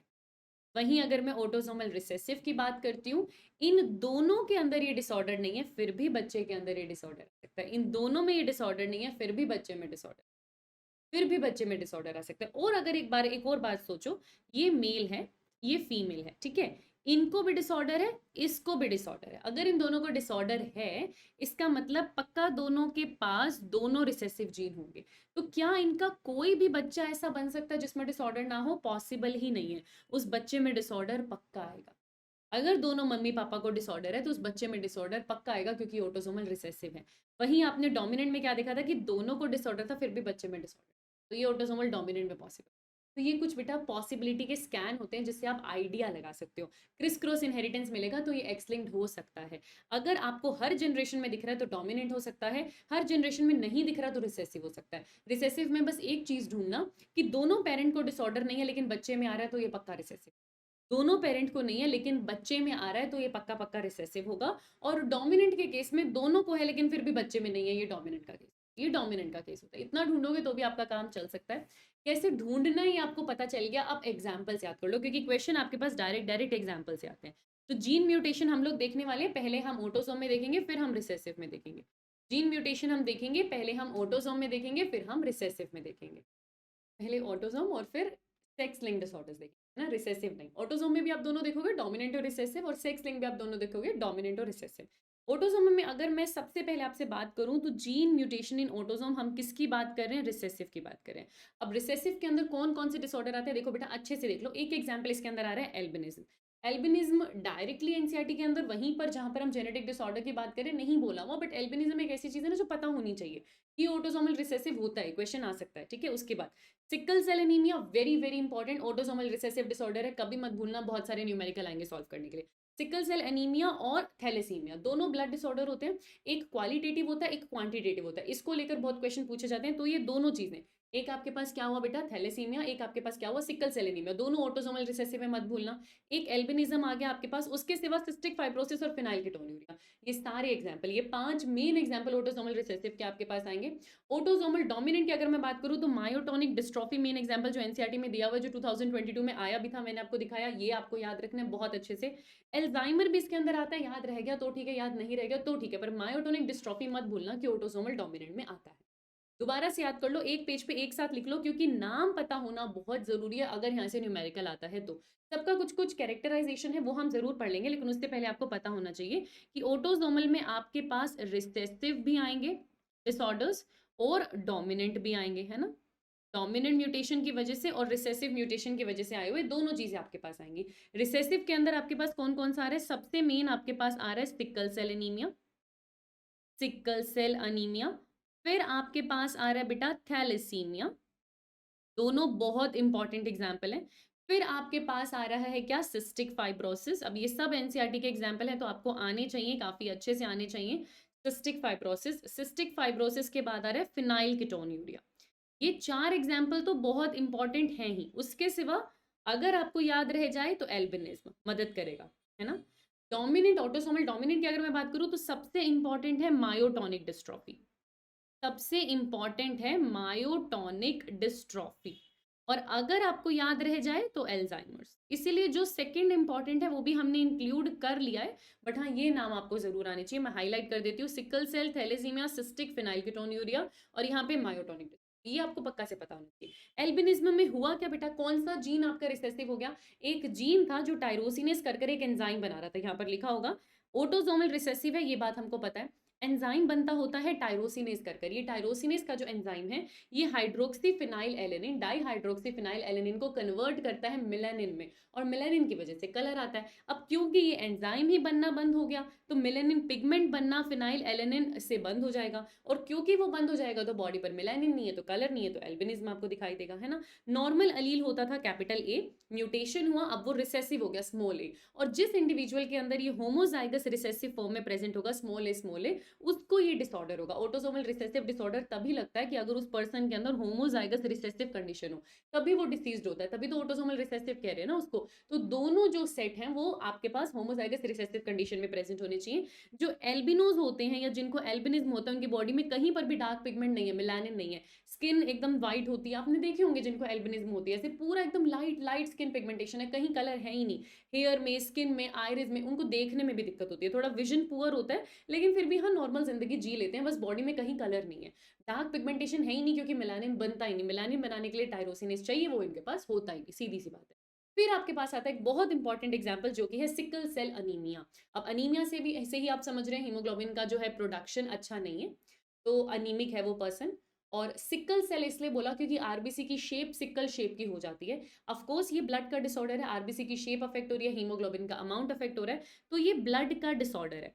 और यहाँ पर जो है बेटा, क्योंकि नंबर चेंज नहीं होता, देखो हीमोग्लोबिन की अगर आप कभी भी बात करोगे उसके अंदर एक हीम होता है, एक हीम प्रोटीन है, और ग्लोबिन चेन है। कभी भी अगर आप हीमोग्लोबिन का स्ट्रक्चर देखोगे उसके पास एक प्रोस्थेटिक ग्रुप हीम है, हीम के साथ उसके पास होती हैं ग्लोबिन चेन्स, इसीलिए तो उसका नाम हीमोग्लोबिन है। ग्लोबिन चेन्स प्रोटीन की चेन्स है। एडल्ट के अंदर 2 अल्फा की चेन होती है, अल्फा 1 अल्फा 2, और 2 बीटा की चेन होती है, बीटा 1 बीटा 2। ये मैं बात कर रही हूँ एडल्ट्स के अंदर, ये हम बात कर रहे हैं एडल्ट्स के अंदर, ठीक है? आपने जो है में आपको 2 अल्फा और 2 गामा चेन्स मिलती है, ये मैं बात कर रही हूँ एडल्ट की बेटा। एडल्ट में हमारे पास 2 अल्फा चेन होती है, 2 बीटा चेन होती है। यहीं अगर मैं फीटल की बात करती, फीटल हीमोग्लोबिन की हम लोग बात करते हैं, तो इसको मैं अलग से लिख देती हूँ। फीटल हीमोग्लोबिन के अंदर आपको अल्फा 1 अल्फा 2 के साथ गामा 1 गामा 2 मिलता है, वहां गामा चेन्स प्रेजेंट होती है, हमारे पास बीटा चेन प्रेजेंट होती है। बीटा चेन बनाने वाला जीन अलग क्रोमोसोम पे होगा, अल्फा चेन बनाने वाला जीन अलग क्रोमोसोम पे होगा, गामा चेन बनाने वाला अलग क्रोमोसोम पे होगा, या सेम पे भी हो सकता है, बट ये बनाने वाले अलग अलग जीन्स हैं, इतनी बात आपको याद रखनी है। कुछ एडल्ट्स में डेल्टा भी होता है, उसकी बात नहीं करेंगे क्योंकि मेजरली अल्फा और बीटा जीन प्रेजेंट होती है। अब दिक्कत क्या होती है सिकल सेल अनीमिया के अंदर, ये समझो। जो जीन ये बीटा ग्लोबिन चेन्स बनाने वाला था, दिक्कत बीटा में है, अल्फा में नहीं है, ये बात याद रखना। अल्फा 1 अल्फा 2 बहुत बढ़िया से बनी, लेकिन जो जीन बीटा चेन बनाने वाला था उस जीन की 6th पोजीशन में आ जाता है थोड़ा सा चेंज, तो ये पॉइंट म्यूटेशन है, सिंगल बेस के अंदर चेंज आ रहा है। और चेंज भी क्या हो रहा है? सब्सटीट्यूशन होता है। चेंज भी क्या होता है? सब्सटीट्यूशन होता है कि अगर एमआरएनए में जीएजी प्रेजेंट है तो वो ए हटाकर वहां पर जीयूजी आ जाएगा। मतलब एक्चुअली क्या हुआ है, डीएनए में सीटीसी सीएसी में कन्वर्ट हुआ है। ये डायग्राम एनसीईआरटी ने जरूर दिया होगा, और इसको इतने अच्छे से याद रखना क्योंकि बहुत बार क्वेश्चन इस चेंज पर पूछा जाता है। नॉर्मल आरबीसी था, उसके अंदर दोनों बीटा चेन होनी चाहिए थी। सिकल शेप आरबीसी कुछ इस तरीके से दिखाई देता है। ऐसा क्यों हुआ? क्योंकि हीम तो नॉर्मल है पर दो बीटा चेन चाहिए थी। अब बीटा चेन का जो जीन प्रेजेंट होता है वो प्रेजेंट होता है क्रोमोसोम नंबर 11। यहाँ क्रोमोसोम आपको अच्छे से याद होना चाहिए। तो ये जीन प्रेजेंट था क्रोमोसोम नंबर 11 पे। हम क्रोमोसोम नंबर 11 पे गए तो जो उसका जीन था उसकी 6th पोजीशन पे जहां पर डीएनए में सीटीसी था, वो टी कन्वर्ट हो गया बेटा सीएसी में। वो टी कन्वर्ट हो गया सीएसी में। अब ये आपके पास टेम्पलेट था, तो टेम्पलेट से जब एमआरएनए बना, जो एमआरएनए जीएजी बनना चाहिए था वो एमआरएनए जीयूजी बना। वो एमआरएनए जीयूजी बना। जीएजी की वजह से जो अमीनो एसिड आता है, टीआरएनए लेकर आता है, वो ग्लूटामिक एसिड लेकर आता है। बट क्योंकि अब वहां पे जीयूजी है, ग्लूटामिक एसिड नहीं, वैलिन आया। तो यही तो दिक्कत होती है बेटा, जब कभी आप जीन में ऑल्टरेशन करते हो, एमआरएनए में ऑल्टरेशन होता है। एमआरएनए में ऑल्टरेशन होता है तो प्रोटीन में ऑल्टरेशन होता है। तो अब जो आपके पास बीटा चेन यहाँ पर दिखनी चाहिए थी, जो ऐसे दिखनी चाहिए थी, वो सिकल शेप वाले जीन आने की वजह से या इस सिंगल बेस के म्यूटेशन में होने की वजह से, जिसके पास ये एचबीएस वाला जीन है उसके अंदर यहाँ पर वैलिन बनेगा। अब वैलिन की वजह से हीमोग्लोबिन की शेप बिगड़ जाती है। हीमोग्लोबिन की क्वालिटी उतनी अच्छी नहीं है, नंबर नहीं चेंज होगा, 2 अल्फा 2 बीटा अभी भी है, पर बीटा जैसा नॉर्मली चेन बीटा चेन दिखनी चाहिए थी वैसे नहीं दिखती, तो क्वालिटी चेंज हो जाती है। अब वहां पर वो इनफ अमाउंट ऑफ ऑक्सीजन नहीं ले पाती, तो आरबीसी जो बाइकनकेव रहनी चाहिए थी वो सिकल शेप की हो जाती है। ये अगेन एक प्लियोट्रॉपिक जीन है, क्योंकि यहाँ पर जिसको सिकल सेल अनीमिया वाली डिसीज होती है, मेंटल रिटार्डेशन हो जाएगा उसके अंदर। मेंटल रिटार्डेशन तो नहीं, बट हाँ बहुत सारे ऐसे डिसऑर्डर, वो फिनाइल कीटोन्यूरिया की हम बात कर रहे थे, पर बहुत सारे डिसऑर्डर सिकल सेल अनीमिया के साथ भी एसोसिएटेड होते हैं। ऑक्सीजन लेने की कैपेसिटी वहां पर चेंज हो जाएगी, ऑक्सीजन टेंशन में ये काम नहीं कर पाएंगे अच्छे से, है ना। और सिमिलर डिसऑर्डर्स आपको देखने को मिलेंगे, मलेरिया रेजिस्टेंट बन जाते हैं। क्यों? क्योंकि आप जानते हैं मलेरिया किस पैरासाइट की वजह से होता है? प्लाज्मोडियम। और प्लाज्मोडियम आरबीसी के अंदर मल्टीप्लाई करता है, डुप्लीकेट करता है। लेकिन जैसे ही प्लाज्मोडियम आपकी बॉडी में आएगा और उसको आरबीसी सिकल शेप का दिखेगा, वो वहां पर डुप्लीकेट नहीं कर पाता और कभी मलेरिया नहीं होता। इसीलिए ऐसा एक क्वेश्चन भी आता है आपके पास कि अगर सिकल शेप अनीमिया या सिकल सेल अनीमिया या सिकल शेप आरबीसी की वजह से इतनी दिक्कत हो रही थी, ऑक्सीजन टेंशन क्रिएट हो रही है, एनफ अमाउंट ऑफ ऑक्सीजन आपकी बॉडी नहीं कैरी कर कर ले जा पा रही, तो ये वाला जीन एलिमिनेट क्यों नहीं हो गया? नेचुरल सिलेक्शन में जिस जिसको सिकल सेल अनीमिया आता उनको मारते जाओ, वो कभी जिंदा रह ही नहीं पाएंगे या ज्यादा लंबा जिंदा रह ही नहीं पाएंगे, क्योंकि ये क्वालिटेटिव डिसऑर्डर है तो खतरनाक। इनफ ऑक्सीजन ही नहीं मिलेगा तो वो इंसान जिंदा कैसे रह पाएगा? सही बात है। फिर भी ये जीन आज हमारी पॉपुलेशन में एग्जिस्ट करता कैसे है? आज भी हमारे पास ये एचबीएस वाला म्यूटेटेड जीन क्यों प्रेजेंट है? ये एलिमिनेट क्यों नहीं हो गया? क्योंकि इसने हमें कुछ फायदे भी दिए, जैसे मलेरिया से रेजिस्टेंट। तो खास करके अफ्रीकन पॉपुलेशन वहां पर मलेरिया रेजिस्टेंट बनाने की वजह से ये जीन हाइड करके जहां कहीं हेट्रोजाइगस कंडीशन में था वहां सरवाइव कर गया। बेटा हमने क्या कहा कि ये ऑटोसोमल रिसेसिव डिसऑर्डर है, जो और जिसके पास एच बी ए जीन है, मतलब म्यूटेशन आया ही नहीं, तो वो इंसान तो बिल्कुल नॉर्मल है। वो इंसान बिल्कुल नॉर्मल है, उसके अंदर कोई दिक्कत ही नहीं है। जिस किसी के पास दोनों जगह म्यूटेशन हो गया, यानी होमोजाइगस रिसेसिव कंडीशन बनी है, एच बी एस, उसको ये सिकल सेल अनीमिया का डिसऑर्डर हो गया। और जिसको ये डिसऑर्डर हो गया उसकी तो डेथ हो जाती है, वो फेटल हो जाता है। लेकिन बेटा अगर मैं कैरियर की बात करूं जिसके अंदर सिर्फ एक अलील एचबीएस के फॉर्म में म्यूटेट हुआ है, दूसरा नहीं हुआ, ये नॉर्मल लाइफ रह जाते हैं। क्यों? क्योंकि ये डिसऑर्डर फिर से आपके पास किसके अंदर आता है? कोडोमिनेंस के अंदर आता है। अगर एचबीएस वाला जीन है तो बहुत सारे नॉर्मल आरबीसी भी बनेंगे, बहुत सारे सिकल शेप आरबीसी भी बनेंगे। नॉर्मल आरबीसी की वजह से सर्वाइव कर जाते हैं और सिकल शेप इनको वैसे भी मलेरिया रेजिस्टेंस देता है। तो इसी कैरियर की वजह से ये जीन एलिमिनेट नहीं हुआ, रह गया आपकी पॉपुलेशन में, और ये मलेरिया रेजिस्टेंस भी आपको देता है। तो सिकल सेल से रिलेटेड कुछ ये चीजें जहां से क्वेश्चन आता है, ये तो बहुत अच्छे से याद रखना कि ग्लूटामिक एसिड नहीं वैलिन बनेगा, जीएजी नहीं जीयूजी बनेगा, और डीएनए में सीटीसी से सीएसी में चेंज हुआ था, ये बात आपको पता होनी चाहिए। 6th नंबर की पोजीशन पे चेंज होता है, सिंगल बेस के अंदर चेंज होता है। Sickle cell anaemia autosomal recessive heredity disorder है। इसमें जो आरबीसी है वो सिकल शेप के हो जाएंगे। अंडर ऑक्सीजन डेफिशिएंट कंडीशन, जब ऑक्सीजन नहीं मिलती तो ये इस शेप के हो जाते हैं। अगर आप कोई हैवी एक्सरसाइज कर रहे हो या हाई एल्टीट्यूड पे हो तो उस टाइम ये RBC enough amount of haemoglobin, जितनी ऑक्सीजन कैरी कर सकता था, ये नहीं कर पाते और उस ऑक्सीजन टेंशन में ये सिकल शेप के हो जाते हैं। हुआ क्या इसके अंदर? जो एच बी ए यानी होमोजाइगस डोमिनेंट है वो तो नॉर्मल होगा, जो एच बी एस है यानी हेट्रोजाइगस है वो कैरियर होगा, और जो H B S homozygous recessive है उसको ये डिसऑर्डर होगा। क्रोमोसोम नंबर 11 पर होता है। ये डिसीज रिसेसिव अलील की वजह से आई है। And individual who inherit one normal and one sickle cell allele, एक ऐसा इंसान जिसके अंदर नॉर्मल अलील भी आया है, सिकल सेल का अलील भी आया है, वो इस डिसीज का कैरियर होगा पर वो सिम्टम नहीं शो करेगा। HbA वाला नॉर्मल जीन होता है, HbS वाला अफेक्टेड जीन होता है। ये क्वेश्चन कई बार आपसे पूछा गया है। डिसऑर्डर के अंदर जो म्यूटेंट हीमोग्लोबिन बनती है, it undergoes polymerisation under oxygen tension causing damage in the shape of RBC. जो जिस हीमोग्लोबिन में बीटा चेन सही से नहीं बनी हुई है, जैसे ही ऑक्सीजन का टेंशन आएगा वो पॉलीमराइजेशन करेगा और जो शेप बाई कनकेव होनी चाहिए थी वो सिकल शेप हो जाएगी, इसीलिए इसको सिकल सेल एनीमिया कहते हैं। उतना ही इंपॉर्टेंट एक और ब्लड डिसऑर्डर आपके पास आता है विच इज थैलेसीमिया। लेकिन थैलेसीमिया में क्वालिटी नहीं चेंज होती, क्वांटिटी चेंज हो जाती है। इस पे बहुत बार क्वेश्चन आता है कि sickle cell anaemia qualitative disorder है और ये क्वांटिटेटिव डिसऑर्डर है। कैसे बेटा? हमारे पास 2 अल्फा चेन थी, 2 बीटा चेन थी, राइट? अगर मैं बात करूं थैलेसीमिया की, अगर किसी को अल्फा थैलेसीमिया हुआ है उसके अंदर कोई एक अल्फा चेन बनती नहीं है। अगर किसी को बीटा थैलेसीमिया हुआ है उसके अंदर कोई एक बीटा चेन बनती नहीं है। तो 4 चेन जो बननी चाहिए थी वो 4 चेन्स ही नहीं बनती हैं। सिकल सेल एनीमिया में एटलीस्ट चारों चेन तो बनती थी, बस कोई एक बीटा चेन थोड़ी डिफेक्टिव बनती थी। पर थैलेसीमिया में बेटा नंबर ही खत्म हो गया, 4 चेन ही नहीं बन रही। जो थैलेसीमिया है वो वाली चेन ही बनना बंद हो जाएगी, तो यहाँ पर नंबर इफेक्ट हुआ। नंबर इफेक्ट हुआ इसीलिए इसको क्वांटिटेटिव ब्लड डिसऑर्डर कहा जाता है।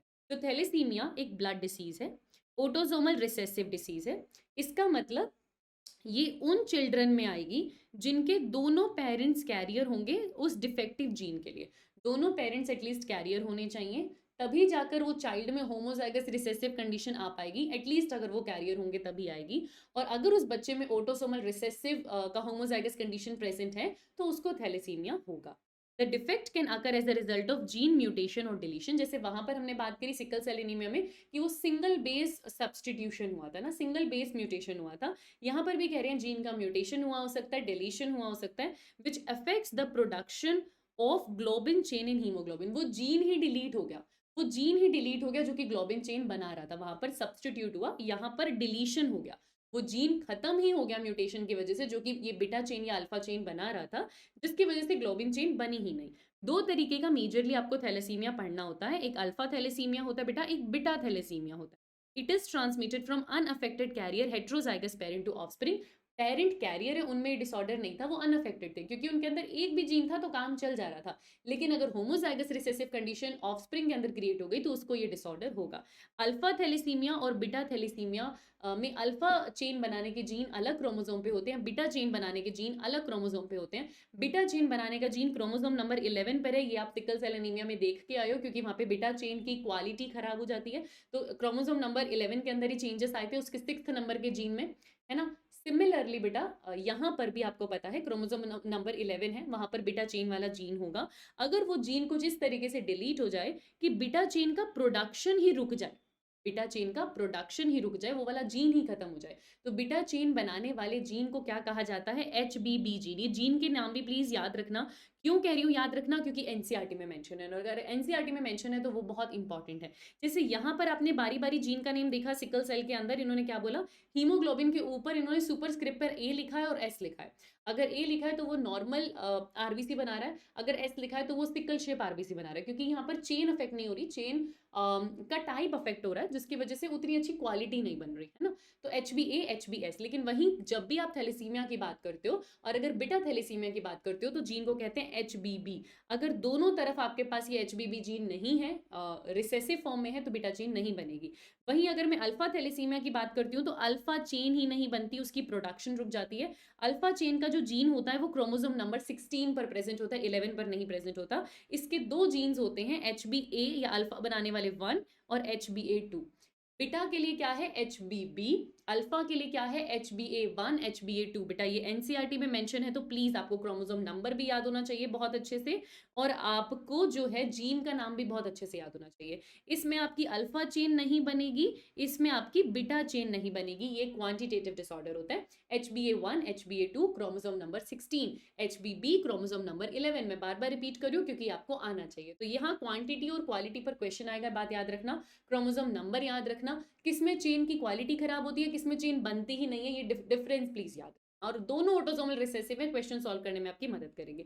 फिर आपके पास 2 छोटी छोटी चीजें आती हैं जैसे सिस्टिक फाइब्रोसिस और फिनाइल कीटोन्यूरिया। फिनाइल कीटोन्यूरिया का जीन भी क्रोमोसोम 11 पर ही होता है, एक्चुअली सेम ही होता है, ये भी क्रोमोसोम 11 पर होता है, इन्होंने लिखा नहीं हुआ बट ये भी क्रोमोसोम नंबर 11 पर ही प्रेजेंट होता है। और सिस्टिक फाइब्रोसिस क्रोमोसोम नंबर 7 पर होता है, ठीक है। ये भी ऑटोसोमल रिसेसिव डिसऑर्डर है। सिस्टिक फाइब्रोसिस में एक्चुअली होता क्या है, फाइब्रस सिस्ट बनती है पैनक्रियास के अंदर।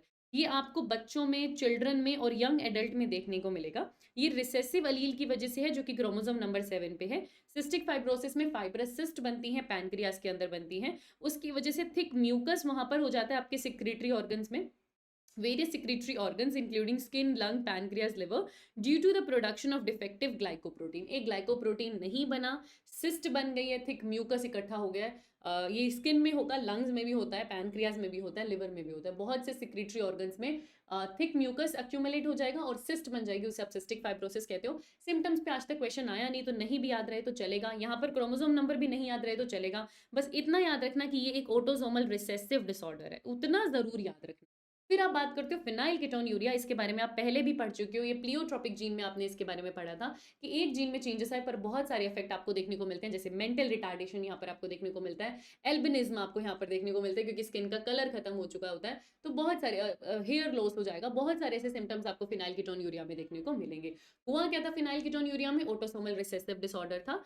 एक एंजाइम आपके पास बन रहा था फिनाइल एलेनिन हाइड्रोक्सिलेज, और वो एंजाइम बनना बंद हो गया क्योंकि आपका जीन रिसेसिव हो गया है। ये भी क्रोमोसोम नंबर 11 पे, जैसे बीटा चेन थी, ये भी 11 पर होता है, अल्फा 16 नंबर के क्रोमोसोम पर होता है, याद रखना। तो ये एंजाइम बनना बंद हो गया। ये एंजाइम करता क्या था? ये एंजाइम फिनाइल एलेनिन को टायरोसिन में कन्वर्ट करने का काम करता था। इस पे क्वेश्चन आता है, ये बहुत इंपॉर्टेंट है। फिनाइल एलेनिन हाइड्रोक्सिलेज कर एक एंजाइम था जो कि फिनाइल एलेनिन को टायरोसिन में कन्वर्ट करता था। एंजाइम का नाम क्या था? Phenyl alanine hydroxylase. ये एंजाइम बनना बंद हो गया तो क्या होता है? फिनाइल पायरुविक एसिड एक्यूमुलेट होना शुरू हो जाता है। आपको पता है, आपको डाईहाइड्रोक्सी फिनाइल एलेनिन चाहिए टायरोसिनेज एंजाइम से मेलानिन बनवाने के लिए, आपने एल्बिनिज्म में देखा है। इसीलिए जब आपके पास फिनाइल एलेनिन आगे कन्वर्ट नहीं हो रहा है, टायरोसिन नहीं बन रहा है, तो आगे टायरोसिनेज किस पर काम करेगा?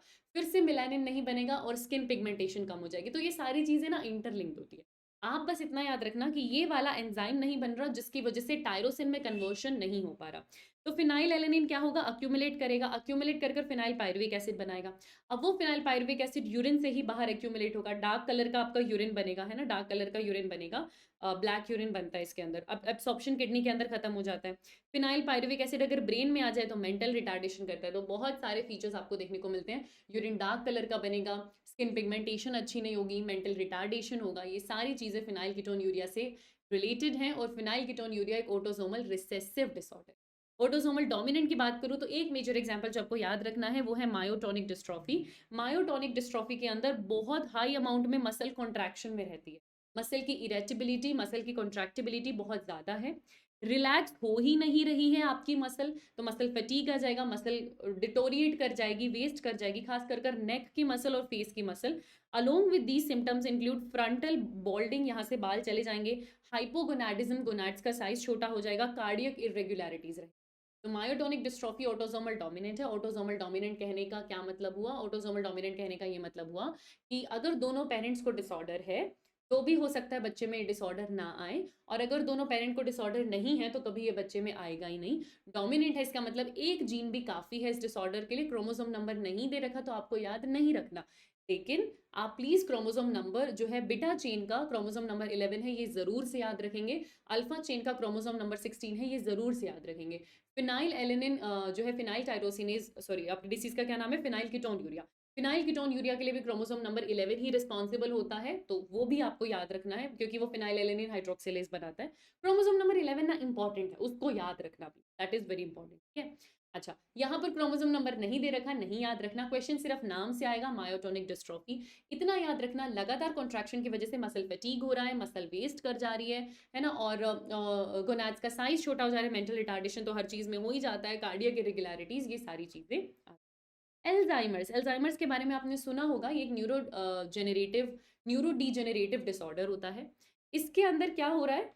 amyloid protein plaques accumulate in the brain causes this neurodegenerative disease. आपके न्यूरॉन्स डीजेनरेट करते हैं। न्यूरो डीजेनरेटिव डिसीज का मतलब है कि ब्रेन में जो न्यूरॉन्स है वो डीजेनरेट कर रहे हैं, आपकी एक्टिविटी इंपेयर हो गई है कोलिन एसिटाइल ट्रांसफेरेज की। एसिटाइल कोलिन ट्रांसफेरेज अगर आपको याद हो तो एसिटाइल कोलिन के ट्रांसफर में मदद करेगा, जो कि एक न्यूरो है। तो एक न्यूरॉन से दूसरे न्यूरॉन के बीच में इंफॉर्मेशन न्यूरो लेकर जाता है। अगर उसी के बनने में दिक्कत हो गई है बेटा, उसी के बनने और टूटने में दिक्कत हो गई है, तो ऑफकोर्स न्यूरॉन एक्टिविटी अफेक्टेड है, तभी तो इसको कह रहे हैं न्यूरो डीजेनरेटिव डिसऑर्डर है। ये प्रोटीन अक्यूमुलेट कर गया ब्रेन में, ठीक है, एक अमाइलोइड प्रोटीन था, बैठ गया ब्रेन के अंदर, अब वो न्यूरॉन्स को प्रॉपर्ली फंक्शन ही नहीं करने दे रहा, तो ऑफ कोर्स ये डिसऑर्डर ब्रेन के साथ एसोसिएटेड है। धीरे धीरे आपकी मेमोरी खत्म करता रहता है, धीरे धीरे आपको डिमेंशिया की तरफ लेके जाता है। एल्जाइमर्स के पेशेंट्स की मेमोरी खत्म होना एक बहुत बड़ा सिम्टम दिखा जाता है, और धीरे धीरे वो खत्म करने लग जाता है, आपके न्यूरॉन की सिग्नलिंग को खत्म करने लग जाता है। The protein that is responsible for this is amyloid beta protein that is produced and processed in various ways in the brain. Brain में ये प्रोटीन बनता भी है, प्रोसेस भी किया जाता है, लेकिन जिसको अल्जाइमर्स होता है उसके अंदर ये अक्यूमुलेट होने लग जाता है। Aging and two defective autosomal alleles, one on chromosome 21, another on chromosome 19, are the main cause of the disease। आपको क्रोमोसोम नंबर दिया है, बट अगेन अल्जाइमर आपके एनसीईआरटी में नहीं है, तो मैं रिकमेंड करूंगी आपको क्रोमोसोम नंबर याद कर कर खुद को कंफ्यूज करने की जरूरत नहीं है। पर हाँ, दो जीन हैं, इस तरीके से मॉडिफाई हो गए हैं कि वो इस प्रोटीन का अक्यूमुलेशन करवा रहे हैं। अगर वो जीन प्रेजेंट है तो वो एक्ट करता है, वो डोमिनेंट है, वो रिसेसिव नहीं है, वो अकेला भी है तो वो एक्ट करता है और इस प्रोटीन का अक्यूमुलेशन करवाता है। अक्यूमुलेशन करवाता है तो न्यूरॉन्स की डिसफंक्शनिंग हो रही है, और ये न्यूरो डिजेनरेटिव डिसऑर्डर डिमेंशिया कर रहे हैं, मेमोरी खत्म। तो एल्जाइमर भी ऑटोसोमल डोमिनेंट होता है, मायोटोनिक डिस्ट्रॉफी भी ऑटोसोमल डोमिनेंट होती है। क्वेश्चन मायोटोनिक डिस्ट्रॉफी से पूछे जाने के चांसेस ज्यादा है। आपने रिसेसिव डिसऑर्डर भी देख लिया ऑटोसोमल, आपने डोमिनेंट डिसऑर्डर भी देख लिया। मैं फिर से आपको बोलूंगी सिकल सेल और थैलेसीमिया बहुत इंपॉर्टेंट है, इनका क्रोमोसोम नंबर भी बहुत इंपॉर्टेंट है। कौन सा क्वांटिटेटिव है, कौन सा क्वालिटेटिव है, इससे क्वेश्चन पूछे। अब हम एंट्री करेंगे सेक्स लिंक के अंदर। उससे पहले आपको ये बता दिया गया, सिकल सेल एनीमिया एक तरीके से क्वालिटेटिव डिसऑर्डर है, और मैं बात करूं थैलेसीमिया तो वो क्वांटिटेटिव डिसऑर्डर है। इसमें नंबर ऑफ ग्लोबिन रिड्यूस हो जाता है, इसमें बनता जरूर है पर प्रॉपरली नहीं बनता, और एक क्वेश्चन आया हुआ है इसलिए उसको आपको बताया भी है। अगेन हम बात करेंगे अगर कोई जीन म्यूटेशन सेक्स क्रोमोसोम में हुआ है तो genetic disorders that arises due to alteration या substitution in the genes that are located on sex chromosome, तब आप उसे सेक्स लिंक्ड डिसऑर्डर्स बोलते हो। Inheritance of trait link to sex chromosome from one generation to next is referred to as sex linked inheritance. कोई disorder अगर sex chromosome पे है और आप उसके इनहेरिटेंस को देख रहे हो तो मतलब आप सेक्स लिंक्ड इनहेरिटेंस को देख रहे हो। रिसेसिव जीन, अगर कोई रिसेसिव जीन एक्स क्रोमोसोम पे है तो वो सेक्स लिंक्ड डिसऑर्डर करेगा, which predominantly affect male over female. अगर कोई डिसऑर्डर उस जीन की वजह से आया जो कि एक्स क्रोमोसोम पे है ना, चाहे वो रिसेसिव हो चाहे वो डोमिनेंट हो, देयर इज अ पॉसिबिलिटी वो मेल्स को ज्यादा अफेक्ट करे। क्यों? क्योंकि फीमेल के अंदर एक रिसेसिव डिसऑर्डर की वजह से जीन, रिसेसिव जीन की वजह से डिसऑर्डर आने के लिए दोनों क्रोमोसोम पे वो रिसेसिव जीन होना बहुत जरूरी है। लेकिन मेल के अंदर किसी एक पर भी है ना तो काम चल जाएगा, तो मेल के अंदर ये डिसऑर्डर ज्यादा देखने को मिलता है। ऐसा सेक्स लिंक में आपको अक्सर देखने को मिलेगा। इसके अंदर दो मेजर एग्जांपल्स आपके पास आते हैं, हीमोफीलिया, कलर ब्लाइंडनेस, और बहुत सारे क्वेश्चन हीमोफीलिया और कलर ब्लाइंडनेस से आते हैं। तो ये तो दिमाग में, दिल में, जहन में बिठा लो कि हीमोफीलिया और कलर ब्लाइंडनेस नाम भी अगर आपके सामने आए, एक्स लिंक्ड रिसेसिव चमक जाना चाहिए, एक्स लिंक्ड रिसेसिव। इतने सारे न्यूमेरिकल्स आपको पीवाईक्यू में देखने को मिलेंगे कि आप खुद हैरान रह जाओगे देख के। मतलब मुझे लगता है मैंने जब आप लोगों के पीवाईक्यू रिकॉर्ड किए थे, मुझे मैक्सिमम टाइम ये ग्राफ बनाने में, ये पेडिग्री बनाने में कलर ब्लाइंडनेस और हीमोफीलिया के ही क्वेश्चंस मैंने सॉल्व किए हैं। आप उसको जाकर देखना, बहुत सारे क्वेश्चन, बहुत सेम पैटर्न, वही बार बार बार बार बार बार रिपीट हो रहा है, बस डेटा बदल देते हैं, नंबर बदल देते हैं। तो अगर प्रैक्टिस करनी हो ना कि मैम पेडिग्री की प्रैक्टिस कहाँ से करें, बेटा पीवाईक्यू से बेटर प्रैक्टिस हो ही नहीं सकती, इतने क्वेश्चन है वहां पे। तो बुक है आपके पास, पीवाईक्यूज की जाइए और इसका क्वेश्चन प्रैक्टिस कीजिए। वीडियो भी आपके पास है तो जरूर से उसको देख लेना, ठीक है। तो अब हीमोफीलिया क्या है? Haemophilia x linked recessive disorder है। जॉन ओटो नाम के साइंटिस्ट ने हमें इसके बारे में बताया था। हीमोफीलिया एक सेक्स लिंक्ड रिसेसिव डिसऑर्डर है, इसको ब्लीडर्स डिजीज कहते हैं। क्यों? ये तीन तरीके का होता है, इसके अंदर भी आपको एबीसी मिल जाता है हीमोफीलिया के अंदर। एक्चुअली क्या है, अगर आपने क्लोटिंग पढ़ी हो, ह्यूमन फिजियोलॉजी का बॉडी फ्लूइड्स एंड सर्कुलेशन वाला चैप्टर पढ़ा हो, वहां आपने क्लोटिंग पढ़ा है। आजकल हम क्लोटिंग इतना डिटेल में नहीं पढ़ते, बस ठीक है प्रोथ्रोमिन थ्रोमिन में हो रहा है, फाइब्रिनोजन फाइब्रिन में हो रहा है, इतना पढ़ लेते हैं। लेकिन बेटा आपके पास कुछ सीरीज ऑफ फैक्टर्स हैं जो कि क्लॉटिंग को अफेक्ट करते हैं, 1 2 3 4 5 6 7 8 क्रिसमस फैक्टर है, 10 तक फैक्टर्स होते हैं शायद, जहां तक मुझे याद है, जो कि अफेक्ट करते हैं क्लॉटिंग को, ठीक है। उनमें से कोई भी एक फैक्टर अगर गायब हो गया ना तो ब्लड क्लॉट नहीं करेगा। और ऐसा ही हीमोफीलिया में होता है। 3 तरीके की हीमोफीलिया है, तीनों में कभी कोई फैक्टर नहीं होता, कभी कोई फैक्टर नहीं होता। इतना डिटेल नहीं होता तो आपको नंबर याद नहीं रखना। पर हुआ क्या, कोई एक फैक्टर नहीं बना, इसीलिए तो रिसेसिव है ना। जीन उसका एक्स क्रोमोसोम पर था और वो जीन म्यूटेट हो गया, रिसेसिव हो गया, अब वो फैक्टर बन ही नहीं रहा। वो फैक्टर बन ही नहीं रहा तो आपका ब्लड क्लॉट ही नहीं हो रहा। तो अगर आपको हीमोफीलिया है और आपको कहीं कट लग जाता है, कहीं चोट लग जाती है, वहां से खून निकलेगा, हमारा खून निकलता है ना, लेकिन वो थोड़ी देर बाद अपने आप रुक जाता है, क्योंकि आपका ब्लड क्लॉट कर जाता है। वहां पर जो है धागा धागा बनाकर, मैश नेटवर्क थ्रेड का फ्लैग बनाकर उसको रोक देगा। लेकिन जिसको हीमोफीलिया है उसमें वो फैक्टर ही नहीं है, तो उसका ब्लड रुकेगा ही नहीं, तो उसको कितना ब्लड का नुकसान हो जाता है। तो उनके अंदर इंटरनल ब्लीडिंग हो या एक्सटर्नल ब्लीडिंग हो, अगर ब्लड बहने लगेगा तो वो बहता ही रहेगा, बहुत ज़्यादा बहेगा और क्लोटिंग नहीं होगी। ऐसे पेशेंट्स को ज़िंदा रखना थोड़ा-सा मुश्किल है, क्योंकि एक छोटे से कट से अगर इतना ज़्यादा खून बह जाएगा तो कैसे ज़िंदा रखोगे? ये बहुत एक्सपेंसिव बीमारी है, क्योंकि आपको लगातार ब्लड ट्रांसफ्यूज़न करवाना पड़ेगा, आपको सेम ब्लड ढूँढना पड़ेगा और बार-बार उसका ट्रांसफ्यूज़न करवाना पड़ेगा। और इसको रॉयल डिसीज़ भी कहते हैं, क्योंकि जो क्वीन थी उसके अंदर इस डिसीज़ का कैरियर था, इस जीन का कैरियर था, वो खुद कैरियर थी, तो उसके अंदर इतना इफेक्टिवली ये डिसऑर्डर नहीं दिखा है, क्योंकि आपको होमोज़ाइगस रिसेसिव कंडीशन को एक्सप्रेस करने के लिए होमोजाइगस चाहिए, और वो होमोजाइगस नहीं थी, वो हेटेरोजाइगस थी। बट हाँ, क्योंकि वो हेटेरोजाइगस थी तो ये डिसऑर्डर उनकी फैमिली में कुछ मेंबर्स में देखा भी गया, इसलिए इसको रॉयल डिसीज भी। आई थिंक आइडिया आप लोगों को लग गया। अब जरा यहाँ पर देखो, एक बहुत बढ़िया कर्व कह रही हूँ, एक बहुत बढ़िया क्रॉस आपको दिखाया हुआ है। अभी तक आपने देखा, आपने सिकल सेल भी देखा, आपने थैलेसीमिया भी देखा, कोई क्रॉसेस नहीं मिले। पर एक्चुअली बेटा क्रोसिस से क्वेश्चन आते ही हीमोफीलिया और कलर ब्लाइंडनेस पे, इसलिए यहाँ पर क्रॉस आपके सामने लाए। एक फीमेल है, वो फीमेल नॉर्मल है, एक्स एक्स है, लेकिन मेल हीमोफिलिक है, यानी उसके एक्स क्रोमोसोम पे हीमोफीलिया का जीन है। फीमेल के दोनों गैमेट नॉर्मल होंगे, मेल के एक गैमेट में डिसऑर्डर वाला रिसेसिव जीन है और वाई के अंदर नहीं है। अब मेल के 2 गैमेट बनेंगे एक्स एच और वाई, और फीमेल के दोनों बनेंगे नॉर्मल। कभी भी यहाँ से आप फीमेल बनाओ, चाहे इन दोनों के क्रॉस से बनाओ, चाहे इन दोनों के मेटिंग से बनाओ, दोनों केस में गर्ल्स कैरियर बनेंगी ना, क्योंकि मेल को डिसऑर्डर था तो गर्ल्स कैरियर बनेंगे क्रिस क्रॉस इनहेरिटेंस। लेकिन क्योंकि मदर को कुछ नहीं था तो दोनों लड़के नॉर्मल पैदा होंगे। तो कोई भी एक्स लिंक्ड डिसऑर्डर होता है ना, उसमें आपको क्रिस क्रॉस इनहेरिटेंस देखने को मिलता है। फादर की वजह से दोनों दोनों डॉटर्स कैरियर बनी, लेकिन मदर की वजह से सन के अंदर ये डिसऑर्डर नहीं है। तो आपको जो डॉटर्स मिलती हैं वो दोनों कैरियर मिलती हैं, वो दोनों आपको कैरियर मिलेंगी, और जो सन आपको मिलेगा वो नॉर्मल मिलेगा। जो सन आपको 1 normal girl, 1 carrier girl, 1 normal boy, 1 colour blind boy, ऐसा नहीं है। यहाँ इन्होंने कर्व एकदम ठीक बनाया है, बट ये चीज़ यहाँ पर इन्होंने गलत लिख दी है, क्योंकि ऐसा नहीं होगा। आपको कैरियर ही मिलेंगे यहाँ पे, आपको कैरियर ही मिलेंगे, दोनों कैरियर है। 1 नॉर्मल बॉय लिखना चाहिए था and 1 carrier girl, 1 normal boy and 1 carrier girl, ऐसा ही होगा, ऐसा ही होगा। अगर नॉर्मल फीमेल और हीमोफिलिक मैन के बीच में प्रोजेनीज बनाओगे मीटिंग करके तो ऐसा ही होगा। ठीक है, ठीक है, ठीक है। चलो इसको एक बार हम यहाँ पर रीड भी कर लेते हैं। ये क्या है हमारे पास, एक सेक्स लिंक्ड रिसेसिव डिसऑर्डर है। इसको रॉयल डिसीज भी कहते हैं, क्योंकि क्वीन विक्टोरिया की फैमिली की लीनियज में हमें ये मिला है। It indicates the presence of several individuals who suffered from haemophilia. उनके लीनियज में बहुत से ऐसे मेंबर्स हैं जिनको हीमोफीलिया हुआ था और वो खुद इस डिसीज की कैरियर थी, इसलिए इसको रॉयल डिसीज भी कहते हैं। ये बात आपको याद होनी चाहिए।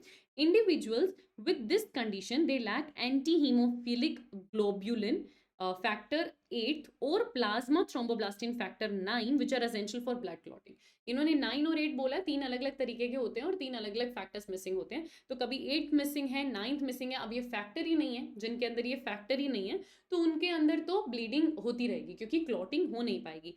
As a result even minor cut can cause continuous bleeding. छोटा सा पेपर कट भी लग जाए और इतनी ब्लीडिंग हो, सोचो उनकी जिंदगी में तो खून ही चढ़ाते रह जाओगे आप उनको। तो ये काफी लाइफ थ्रेटनिंग डिसऑर्डर होता है और इसका कोई परमानेंट क्योर हमारे पास नहीं है।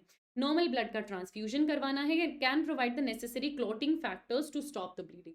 नॉर्मल ब्लड बाहर से आप ट्रांसफ्यूजन अगर करा दोगे तो हाँ, उस नॉर्मल ब्लड में कुछ फैक्टर्स हैं जो वहां पर क्लॉटिंग करने में मदद कर सकते हैं। The possibility of female becoming a haemophilic is extremely rare. कभी भी कोई एक्स लिंक्ड रिसेसिव डिसऑर्डर होता है ना, तो वो फीमेल में आने के चांसेस हमेशा ही कम होते हैं। क्यों? क्योंकि फीमेल में वो तभी आ सकते हैं अगर फादर को भी हीमोफीलिया और मदर एटलीस्ट कैरियर हो, तभी दोनों जगह से उसको वो रिसेसिव जीन मिलेगा और तभी उसके अंदर ये डिसऑर्डर आ सकता है। कोई भी एक्स लिंक्ड रिसेसिव डिसऑर्डर है, याद रखना उसका फीमेल में आना हमेशा रेयर होगा, क्योंकि उस केस में मदर को एटलीस्ट कैरियर होना पड़ेगा और फादर को एटलीस्ट हीमोफिलिक होना पड़ेगा, है ना। और फादर अगर हीमोफिलिक हैं तो वो बहुत ज़्यादा लंबे समय तक तो सर्वाइव ही नहीं कर पाएंगे, उतना ज़्यादा उनकी वाइबिलिटी नहीं होगी कि फिर उनके बच्चे अब आएँ और बच्चों के अंदर भी देखा जाए। हालाँकि क्योंकि रॉयल फैमिली को बिलॉन्ग करते थे तो इनको तो हर तरीके का ट्रीटमेंट दिया जा सकता था। तो फिर भी इन्होंने अपना सर्वाइवल लंबा कर लिया होगा और इनके ऑफस्प्रिंग्स के अंदर आपको दिखाई दे गया। वरना एक हीमोफिलिक आदमी बहुत ज़्यादा वायबल नहीं है बेटा, कितना जी लेगा वो, कितना जी पाएगा। सिमिलरली जैसे आपने वहाँ पर देखा था थैलेसीमिया के अंदर देखा था, जैसे आपने सिकल सेल तो फिर भी चलो सर्वाइव कर जाता है, उसमें भी एचबीएस तो वहाँ पर भी सर्वाइव नहीं करता। सेम चीज़ हीमोफीलिया के अंदर, अगर एक भी जीन से मेल के अंदर ये डिसऑर्डर आ गया, वो मेल कितना सर्वाइव करेगा। और अगर मेल सर्वाइव ही नहीं करेगा तो उसके ऑफस्प्रिंग आने के चांस ही नहीं होते, इसीलिए फीमेल के अंदर हीमोफीलिया होना बहुत रेयर है। मेल के अंदर आना फिर भी आसान है, क्योंकि कैरियर फीमेल से मेल के अंदर ये डिसऑर्डर आ सकता है। ठीक है, फिर आता है हमारे पास कलर ब्लाइंडनेस, सेम बिल्कुल हीमोफीलिया जैसा कंडीशन है। अब ये रेड ग्रीन कलर ब्लाइंडनेस होता है, इसमें होता क्या है, आपको पता है आप अलग अलग कलर्स पहचानते हो 3 प्राइमरी कलर्स की वजह से, which is red green blue. तो इसके अंदर आपको कलर्स नहीं दिख रहे, है ना। ऐसा नहीं है कि आप बिल्कुल ब्लैक एंड व्हाइट दिखता है, अलग अलग तरीके की रेंज है, ग्रेडियंट होता है कलर ब्लाइंडनेस का। जैसे किसी को ना रेड तो रेड दिख रहा है, हल्का ग्रीन भी रेड दिख रहा है, तो ऑरेंज भी रेड दिख रहा है, मतलब एक ही शेड दिखती है। जैसे रेड की जो अलग अलग शेड्स हैं वो उनको एक ही शेड में दिखाई देती हैं। इसका एक टेस्ट होता है, इशिहारा टेस्ट होता है, और उसमें ना अलग अलग कार्ड आपके सामने रखे जाते हैं, कुछ डिस्टेंस पे, आपको डिस्टेंस पे रखा जाएगा, एक बैकग्राउंड अलग और उसके ऊपर लिखा अलग कलर से, और आपको दिखाया जाता है। तो वो ग्रेडियंट पहचाना जाता है कि आपको रेड कलर देखने में दिक्कत है, ग्रीन कलर देखने में दिक्कत है, हमें सेम पैटर्न दिखाई देते हैं। उससे बने हुए सेकेंडरी कलर्स हमको नहीं दिखाई दे रहे होते, सब हमें प्राइमरी कलर्स की दुनिया में दिखाई दे रहा होता है। तो वो कलर ब्लाइंडनेस होता है। ऐसा नहीं है नॉर्मल जिंदगी नहीं जी जा सकती या इंसान की डेथ हो जाएगी, ऐसा कुछ नहीं है, बस आपको ढंग से कलर्स में डिफरेंशिएशन नहीं आप कर पाते। ठीक है, तो कलर ब्लाइंडनेस भी क्या है, ये भी एक रिसेसिव सेक्स लिंक डिसऑर्डर है। रेड और ग्रीन कलर को आप अलग अलग नहीं पहचान पाओगे। इसमें विजन इम्पेयर नहीं हुआ, इसलिए ये ऐसे इंसान नॉर्मल जिंदगी जी सकते हैं, लिख सकते हैं, रीड कर सकते हैं, ड्राइव कर सकते हैं, ट्रैफिक लाइट्स भी पहचान सकते हैं, क्योंकि उन्हें पोजीशन पता है, उन्हें पोजीशन पता है ग्रीन रेड और येलो का, इसीलिए, वरना तो कंफ्यूज हो जाएंगे। The gene for normal vision is dominant, उनका जो हमारा जो नॉर्मल विजन का जीन होता है बेटा, वो डोमिनेंट होता है। अगर उसमें म्यूटेशन हो गया, कुछ रिसेसिव वहां पर जीन बन गया, और अगर वो होमोजाइगस कंडीशन में प्रेजेंट है, तो इंसान क्या हो जाएगा, कलर ब्लाइंड हो जाएगा। While the normal gene and its recessive allele are present on the X chromosome, ये भी X क्रोमोसोम पे, इसीलिए ये X linked recessive होता है। फीमेल की अगर मैं बात करूं, अगर उनमें कलर ब्लाइंडनेस है तो वो सिर्फ तभी होगा अगर दोनों एक्स क्रोमोसोम पे रिसेसिव जीन है, मतलब होमोजाइगस कंडीशन है, सिर्फ तभी वो कलर ब्लाइंड हो सकती हैं। Females have normal vision but function as carrier if a single recessive gene for colour blindness is present. तो वही बात है, फीमेल्स के अंदर एक एक्स लिंक्ड रिसेसिव डिसऑर्डर लाना है तो होमोजाइगोसिटी लानी पड़ेगी। अगर एक जीन प्रेजेंट होगा तो वो कैरियर की तरह काम करेगा, राइट। अच्छा, if a colour blindness female, if a colour blinded female आना चाहिए, या कलर ब्लाइंड फीमेल आना चाहिए। If a colour blind female है, एक्सी है, होमोजाइगस है, वो एक आदमी से शादी करती है और उस आदमी की मदर कलर ब्लाइंड थी। एक आदमी है बेटा, एक्स वाई उसका जीन होगा, उसकी मदर कलर ब्लाइंड थी, यानी दोनों जीन उसके पास एक्सी के थे। और इस इस आदमी को एक्स क्रोमोसोम किसने दिया होगा, अपनी मम्मा से ही मिला होगा उसको।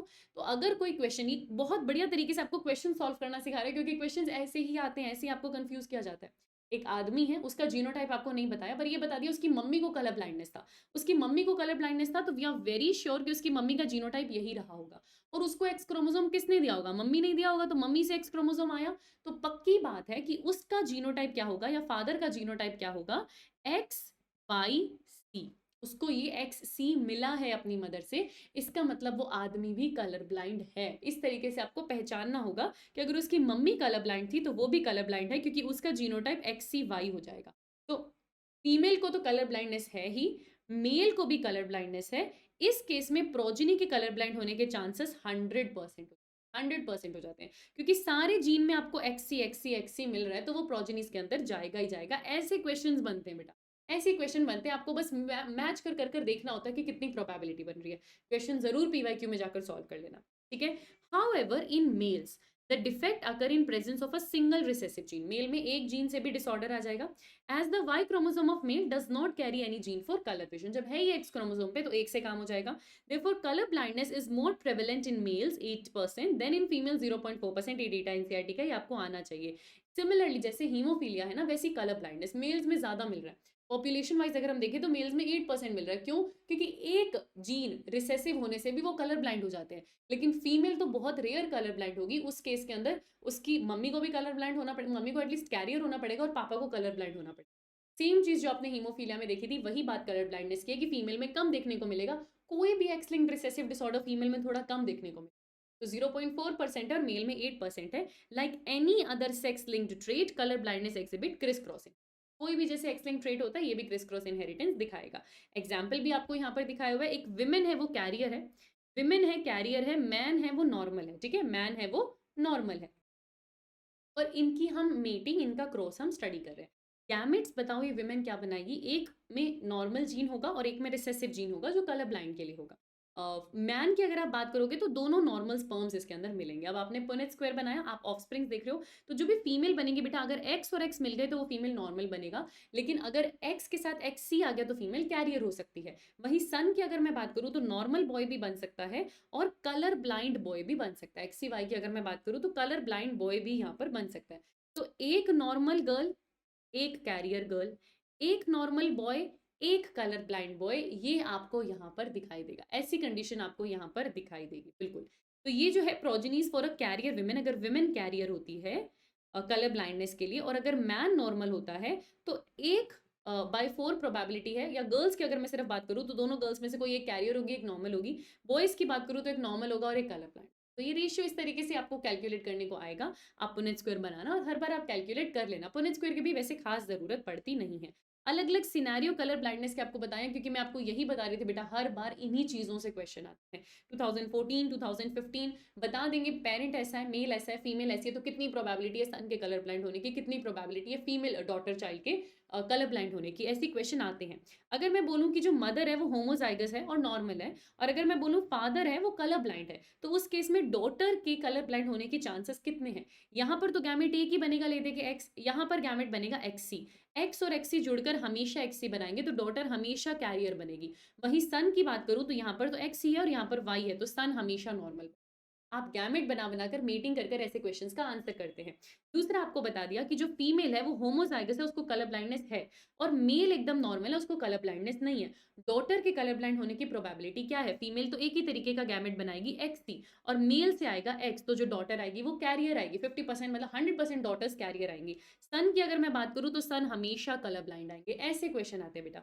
तीसरा कंडीशन उन्होंने लिया कि फीमेल इस बार हेट्रोजाइगस कैरियर है और मेल कलर ब्लाइंड है। तो अब यहाँ पर दो तरीके के गैमेट बन सकते हैं फीमेल से, या तो एक्स बन सकता है या एक्स सी वाला बन सकता है। वहीं मैं अगर मेल की बात करूं तो वो हमेशा एक्स सी वाला ही गैमेट बनाएगा फीमेल बनाने के लिए। अगर ये एक्स सी और ये एक्स जुड़ जाएगा तो फीमेल कैरियर बन जाएगी, ये एक्स सी और एक्स सी जुड़ गया तो कलर ब्लाइंड हो जाएगा। तो 50% चांस है कि डॉटर कैरियर हो और 50% चांस है कि डॉटर कलर ब्लाइंड हो। वहीं मैं सन की बात करूं तो ये एक्स अगर इस वाई से जुड़ गया तो सन नॉर्मल होगा, लेकिन अगर ये एक्स सी वाई से जुड़ गया तो कलर ब्लाइंड होगा। तो देयर इज अ 50% चांस कि सन कलर ब्लाइंड। ऐसे आपको कैलकुलेट करना है, आपको पुनेट स्क्वायर भी नहीं बनाना, आप फोक लाइन मेथड से भी ज्वाइन कर सकते हो। फिर से देखो, फीमेल कैरियर है लेकिन इस बार मेल नॉर्मल है, तो दो तरीके के गैमेट बनाएगी फीमेल, या तो एक्स और एक्स सी, और यहाँ पर आपके पास एक में एक्स होगा एक में वाई। डॉटर्स बनाओ तो एक्स और एक्स सी अगर जुड़ जाते हैं तो आपके पास क्या होगा? एक्स एक्स सी यानी कैरियर। ये एक्स और ये एक्स अगर जुड़ गए तो आपके पास क्या होगा? X x normal. तो 50% नॉर्मल बनेंगे, 50% कैरियर। अब सन बना के देखो, अगर ये एक्स और ये वाई जुड़ जाए तो एक्स वाई नॉर्मल, अगर ये एक्स सी और वाई जुड़ जाए तो कलर ब्लाइंड। तो फिर से 50% चांस है कि सन क्या होगा? Colour blind. और ऐसे क्वेश्चन आपसे पूछे जाते हैं। फिर आपके पास आती है डीएमडी। बेटा आपने पढ़ी मायोटोनिक डिस्ट्रॉफी, ये है ड्यूशीन मस्क्यूलर डिस्ट्रॉफी। ड्यूशीन मस्क्यूलर डिस्ट्रॉफी जिसे डीएमडी कहते हैं, नाम चाहे नहीं लिया हुआ बट आपको पता होना चाहिए। ये आपके पास क्या है? एक फिर से एक्स लिंक्ड रिसेसिव डिसऑर्डर है। इसके अंदर क्या है पूरी डिटेल चाहे आपको नहीं जाननी, पर ये भी एक्स लिंक्ड रिसेसिव डिसऑर्डर का एक एग्जांपल होता है। वैसे तो देखो हीमोफीलिया और कलर ब्लाइंडनेस से क्वेश्चन आएगा, बट फिर भी इसको याद रखना कि डीएमडी भी इसके अंदर है। और इसमें क्या हो रहा है? ये डिस्ट्रोफिन नाम का जो प्रोटीन है, जो स्केलेटल मसल्स में चाहिए आपको कॉन्ट्रैक्शन करवाने के लिए, ये प्रोटीन नहीं बनता। डिस्ट्रोफिन प्रोटीन नहीं बनता, कैल्शियम रिलीज नहीं होता, धीरे धीरे आप देखोगे एक्टिन मायोसिन डिस्ट्रॉय हो जाएंगे, मसल्स में वीकनेस आ जाएगी, डिटोरिएट कर जाएंगे। अब वो इंसान 12 की एज के बाद चल ही नहीं पाएगा, कार्डियक मसल्स की मूवमेंट रुक जाएगी, मेंटल इम्पेयरमेंट हो जाएगी, 20 तक तो डेथ ही हो जाती है। 20 तक तो डेथ ही हो जाती है। मेल्स में कॉमन है, फीमेल हेटेरोजाइगस होंगे। क्यों? क्योंकि कोई भी X linked recessive disorder male में कॉमन होता है, फीमेल में नहीं। वैसे आपको सिम्टम्स नहीं जानने। हुआ क्या? डिस्ट्रोफिन नाम का एक प्रोटीन था, ये प्रोटीन आता था तो मसल को कहता था कि कैल्शियम रिलीज करो, वो कैल्शियम जाता था आपके एक्टिन के पास, फिर वो मायोसिन के साथ कॉन्ट्रैक्शन होता था। आप जानते हो स्लाइडिंग फिलामेंट थ्योरी होती थी और कोई कॉन्ट्रैक्शन आता था। अब क्या है? ये डिस्ट्रोफिन प्रोटीन बनता ही नहीं, रिसेसिव डिसऑर्डर हो गया। तो अब वो मसल्स में कैल्शियम अक्यूमुलेटेड रहता है। अब वो एक्स्ट्रा कैल्शियम जो वहाँ पर प्रेज़ेंट है, वो रिलीज़ नहीं हो रहा, वो मसल सेल से वहाँ पर रिलीज़ नहीं हो रहा, तो अंदर क्या हो रहा है, कैल्शियम का लेवल बहुत ज़्यादा राइज़ कर रहा है। उसकी वजह से एक ऐसा एंजाइम रिलीज़ करता है जो एक्टिन मायोसिन को डिस्ट्रॉय कर देता है। दिक्कत हुई कैल्शियम की, पर डिस्ट्रक्शन हो गया एक्टिन मायोसिन का। तो जब मसल ही डिस्ट्रॉय हो गई, एक्टिन मायोसिन ही नहीं है, कभी कॉन्ट्रैक्शन ही नहीं आएगा, हार्ट कॉन्ट्रैक्शन नहीं होगा, कार्डियक रिदमिक एक्टिविटी अफेक्ट हो जाएगी, उस पर्सन की डेथ बहुत जल्दी एज में हो जाती है। तो डीएमडी काफ़ी फेटल डिसीज़ होती है और ये भी एक्स लिंक्ड रिसेसिव डिसऑर्डर। फिर आपने सारे जेनेटिक डिसऑर्डर यहाँ पर कर लिए, वाई का अलग से नाम आपने पढ़ना नहीं है। ऑटोसोमल रिसेसिव आपने किए, albinism, sickle cell anaemia, haemophilia, cystic fibrosis, phenylketonuria. Autosomal dominant आपने पढ़े, myotonic dystrophy and Alzheimer's disease. X linked recessive आपने पढ़े, haemophilia, colour blindness, DMD, very important. और एक्स लिंक्ड में आपको रिसेसिव भी पढ़ने थे, डोमिनेंट आपके एग्जाम्पल में नहीं आता, मतलब नीट के सिलेबस में एनसीईआरटी में नहीं दिया हुआ। और वाई भी आपको नहीं पढ़ना, वैसे वाई लिंक्ड आपके पास हाइपर ट्राइकोसिस हो। अब हम मेंडल के बारे में सब कुछ पढ़ चुके हैं, पेडिग्री के बारे में पढ़ चुके हैं, अब हम बात करें क्रोमोसोमल डिसऑर्डर्स के बारे में। इनके लिए हम पेडिग्री नहीं बना सकते क्योंकि ज़्यादातर ये स्टेराइल होते हैं। क्रोमोसोमल डिसऑर्डर्स में हमें क्या देखने को मिलता है? Chromosomal disorders can arise from the absence, excess or abnormal arrangement of one or more chromosome. यहाँ दिक्कत क्रोमोसोम की हुई है। Unlike inherited genetic disorders, these disorders can not be trace. आप इन्हें ट्रेस ही नहीं कर सकते कभी पेडिग्री एनालिसिस से। Chromosomal disorders can be divided into different types such as aneuploidy. अब यहाँ पर आता है आपके पास एन्यूप्लॉइडी और यूप्लॉइडी, जिसके बारे में हमने म्यूटेशन के अंदर पढ़ा था। तो एन्यूप्लॉइडी में क्या है, अब नॉर्मल नंबर ऑफ क्रोमोसोम्स हैं, क्योंकि वो सेग्रीगेट नहीं किया होगा क्रोमेटिड अच्छे से, तो या तो एक क्रोमोसोम कम है या एक क्रोमोसोम ज्यादा है, उसे आप बोलते हो एन्यूप्लॉइडी। लेकिन कभी कभी पूरा सेट ही चेंज हो जाता है, जिसे आप बोलते हो यूप्लॉइडी, है ना। Sometimes an additional copy of chromosome may be included in an individual और it may lack any of the pair of the chromosome. अगर आपके पास ये 2n का सेट है और हो सकता है एक क्रोमोसोम की कमी हो जाए, तो इसको आप बोलते हो मोनोसोमी। अगर आपके पास ये 2n का सेट है और किसी एक सेट में एक क्रोमोसोम ज्यादा हो जाए, तो इसको आप बोलते हो ट्राइसोमी। अगर दोनों साइड के सेट में से एक एक क्रोमोसोम चला जाए, एक एक क्रोमोसोम चला जाए, तो उसको आप बोलते हो नलीसोमी। नलीसोमी डबल मोनोसोमी भी होती है कि दोनों से एक एक क्रोमोसोम चले जाते हैं, वो डबल मोनोसोमी में भी आता है, ठीक है। इस तरीके से नाम आपके पास आते हैं। These situation are known as trisomy or monosomy of a chromosome respectively. Chromosomal chromosomal aberrations भी यहाँ पर आ सकता है। अब क्रोमोसोमल एबेरेशन मतलब स्ट्रक्चर चेंज हो गया। अब वो स्ट्रक्चर चेंज होना ऑटोसोम में भी हुआ हो सकता है, सेक्स क्रोमोसोम में भी हो सकता है। याद आपको यहाँ पर भी एग्जाम्पल करने। अगर मैं बात करूँ ऑटोसोम में हुई हुई क्रोमोसोमल एबनॉर्मेलिटी, सेक्स क्रोमोसोम की बात नहीं कर रहे, ऑटोसोम की बात कर रहे हैं। इसमें दो आता है, एक डाउन सिंड्रोम, एक क्राइडू चैट सिंड्रोम। डाउन सिंड्रोम में 21st नंबर का जो क्रोमोसोम होता है वो एक एक्स्ट्रा आ गया होता है। यानी जब आपके या तो मदर में या फादर में जब ये 23 और 23 क्रोमोसोम मियोसिस 1 के टाइम सेपरेट हो रहे थे, तो 21st नंबर का क्रोमोसोम सेपरेट नहीं हो पाया और किसी एक गैमेट में वो 21st नंबर का क्रोमोसोम दो बार चला गया। दो बार चला गया तो उनके अंदर 21st क्रोमोसोम की ट्राइसोमी हो गई। ट्राइसोमी कैसे हो गई? इस गैमेट ने दो 21 के क्रोमोसोम दे दिए और मदर ने एक ही दिया होगा। तो जब फर्टिलाइजेशन हुआ होगा तो बच्चे में दो क्रोमोसोम 21 तो पापा ने दे दिए और एक मम्मी ने दे दिया, उसके पास तीन क्रोमोसोम है 21 के। तो 21 की यहाँ पे ट्राइसोमी हो जाती है। 21 की यहाँ पे ट्राइसोमी आपके पास हो जाती है। लैंगडन डाउन नाम के साइंटिस्ट ने इस डिसऑर्डर को डिस्कवर किया था, इसलिए इसको डाउन सिंड्रोम कहते हैं। आपके पास एक एडिशनल कॉपी आ गई है क्रोमोसोम नंबर 21 की, ट्राइसोमी ऑफ 21 इसको कहते हैं। मियोसिस 1 के टाइम शायद डिसजंक्शन नहीं हुआ होगा। इसके जीनोटाइप में 47 क्रोमोसोम है, जबकि नॉर्मली 46 होने चाहिए। 45 plus XY in males and 45 plus XX in female, ठीक है। तो यहाँ पर क्या हुआ आपके पास कि नॉर्मली जो आपके पास होना चाहिए था बेटा, वो 44 प्लस XY मेल में होना चाहिए था, 44 प्लस XX फीमेल में होना चाहिए था। पर यहाँ पर देखो XX और XY में कोई चेंज नहीं आया, बस ये 44 45 में चला गया। तो X या सेक्स क्रोमोसोम में कोई दिक्कत नहीं आई है, ऑटोसोम का नंबर बढ़ गया है। तो ये क्रोमोसोमल डिसऑर्डर जो है ये ऑटोसोमल एबनॉर्मल। क्या क्या सिम्टम्स आपको देखने को मिलेंगे इस डिसऑर्डर के अंदर? जो इंडिविजुअल होगा उसकी हाइट छोटी होगी, ऐसे जो हेड जो होता है ना वो फ्लैट होता है और एकदम फ्लैट ही फोरहेड आपको दिखाई देता है। स्मॉल राउंड हेड है, टंग में फरो है, वो ऊपर पैलेट को हमेशा टच करके रखती है। थोड़ा सा माउथ ओपन रहता है।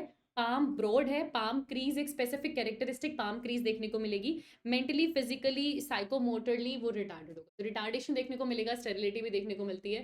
ऑफ कोर्स ये जो रिटार्डेशन है इसके आगे ऑफस्प्रिंग्स आपको देखने को नहीं मिलेंगे ना, डाउन सिंड्रोम वाले वैसे ही अलग से पहचाने जाते हैं। अब रिटार्डेशन है तो जो है पाम क्रीज बहुत इंपॉर्टेंट इसका फीचर है जो कि आपको याद रखना है, कैरेक्टरिस्टिक है। टंग ऐसे पैलेट को टच करते हैं, है ना, शॉर्ट स्टेचर होते हैं, राउंड हेड होता है, कुछ फीचर्स हैं जो सिम्टम्स हैं वो भी आपको आने चाहिए, पूछे भी गए। जैसे पाम क्रीज कैरेक्टरिस्टिक है, 2023 में आया था कि ये डाउन सिंड्रोम का। क्राई टू चैट के बारे में एनसीईआरटी नहीं लिखती, बट इतना जरूर आपको पता होना चाहिए कि क्रोमोसोम 5 की जो शॉर्ट आर्म है उसका एक पोर्शन डिलीटेड है।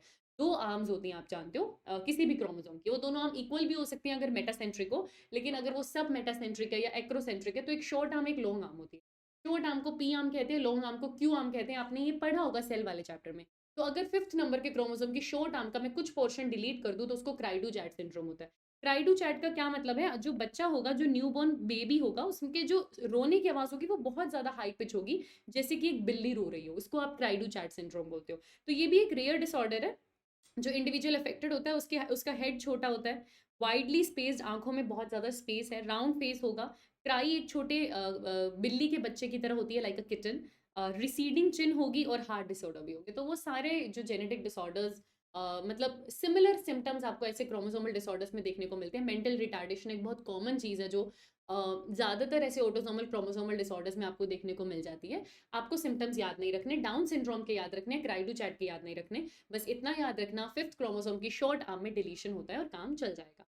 फिर आपके पास आता है कि ऐसी अबनॉर्मैलिटी क्रोमोसोम की तो सेक्स क्रोमोसोम में भी आ सकती है। आपके पास एक आएगा यहाँ पे क्लाइनफेल्टर सिंड्रोम, और दूसरा आता है आपके पास यहाँ पे टर्नर सिंड्रोम। क्लाइनफेल्टर सिंड्रोम के अंदर क्या है, ये सिर्फ मेल्स के अंदर होता है, ये सिर्फ मेल्स के अंदर होता है। और इसके अंदर क्या है कि एक मेल है तो मेल के पास क्या होगा, 44 प्लस XY, ये होना चाहिए मेल का। अगर मैं क्रोमोसोम सेट की बात करूं, मेल के पास एक एक्स्ट्रा एक्स क्रोमोसोम आया होता है तो क्लाइनफेल्टर सिंड्रोम होता है, एक एडिशनल कॉपी एक्स क्रोमोसोम की होती है।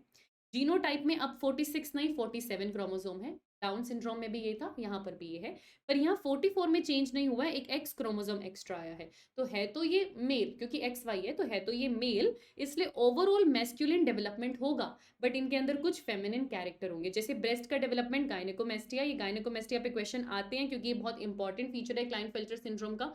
हुआ क्या है, बस ये जो आपके पास एक्स वाई के सिवा एक एक्स क्रोमोसोम एक्स्ट्रा प्रेजेंट है, तो टोटल 47 क्रोमोसोम्स हैं। ये स्टेराइल है, जितना मैस्कुलाइन कैरेक्टर आना चाहिए था सेकेंडरी मैस्कुलाइन कैरेक्टर उतना नहीं आता। अच्छी बियर्ड की ग्रोथ नहीं होगी, थोड़ा फीमेल जैसी वॉइस होगी, लेकिन स्टेचर टॉल होगा, ये होते स्टेराइल है, ये होते स्टेराइल है।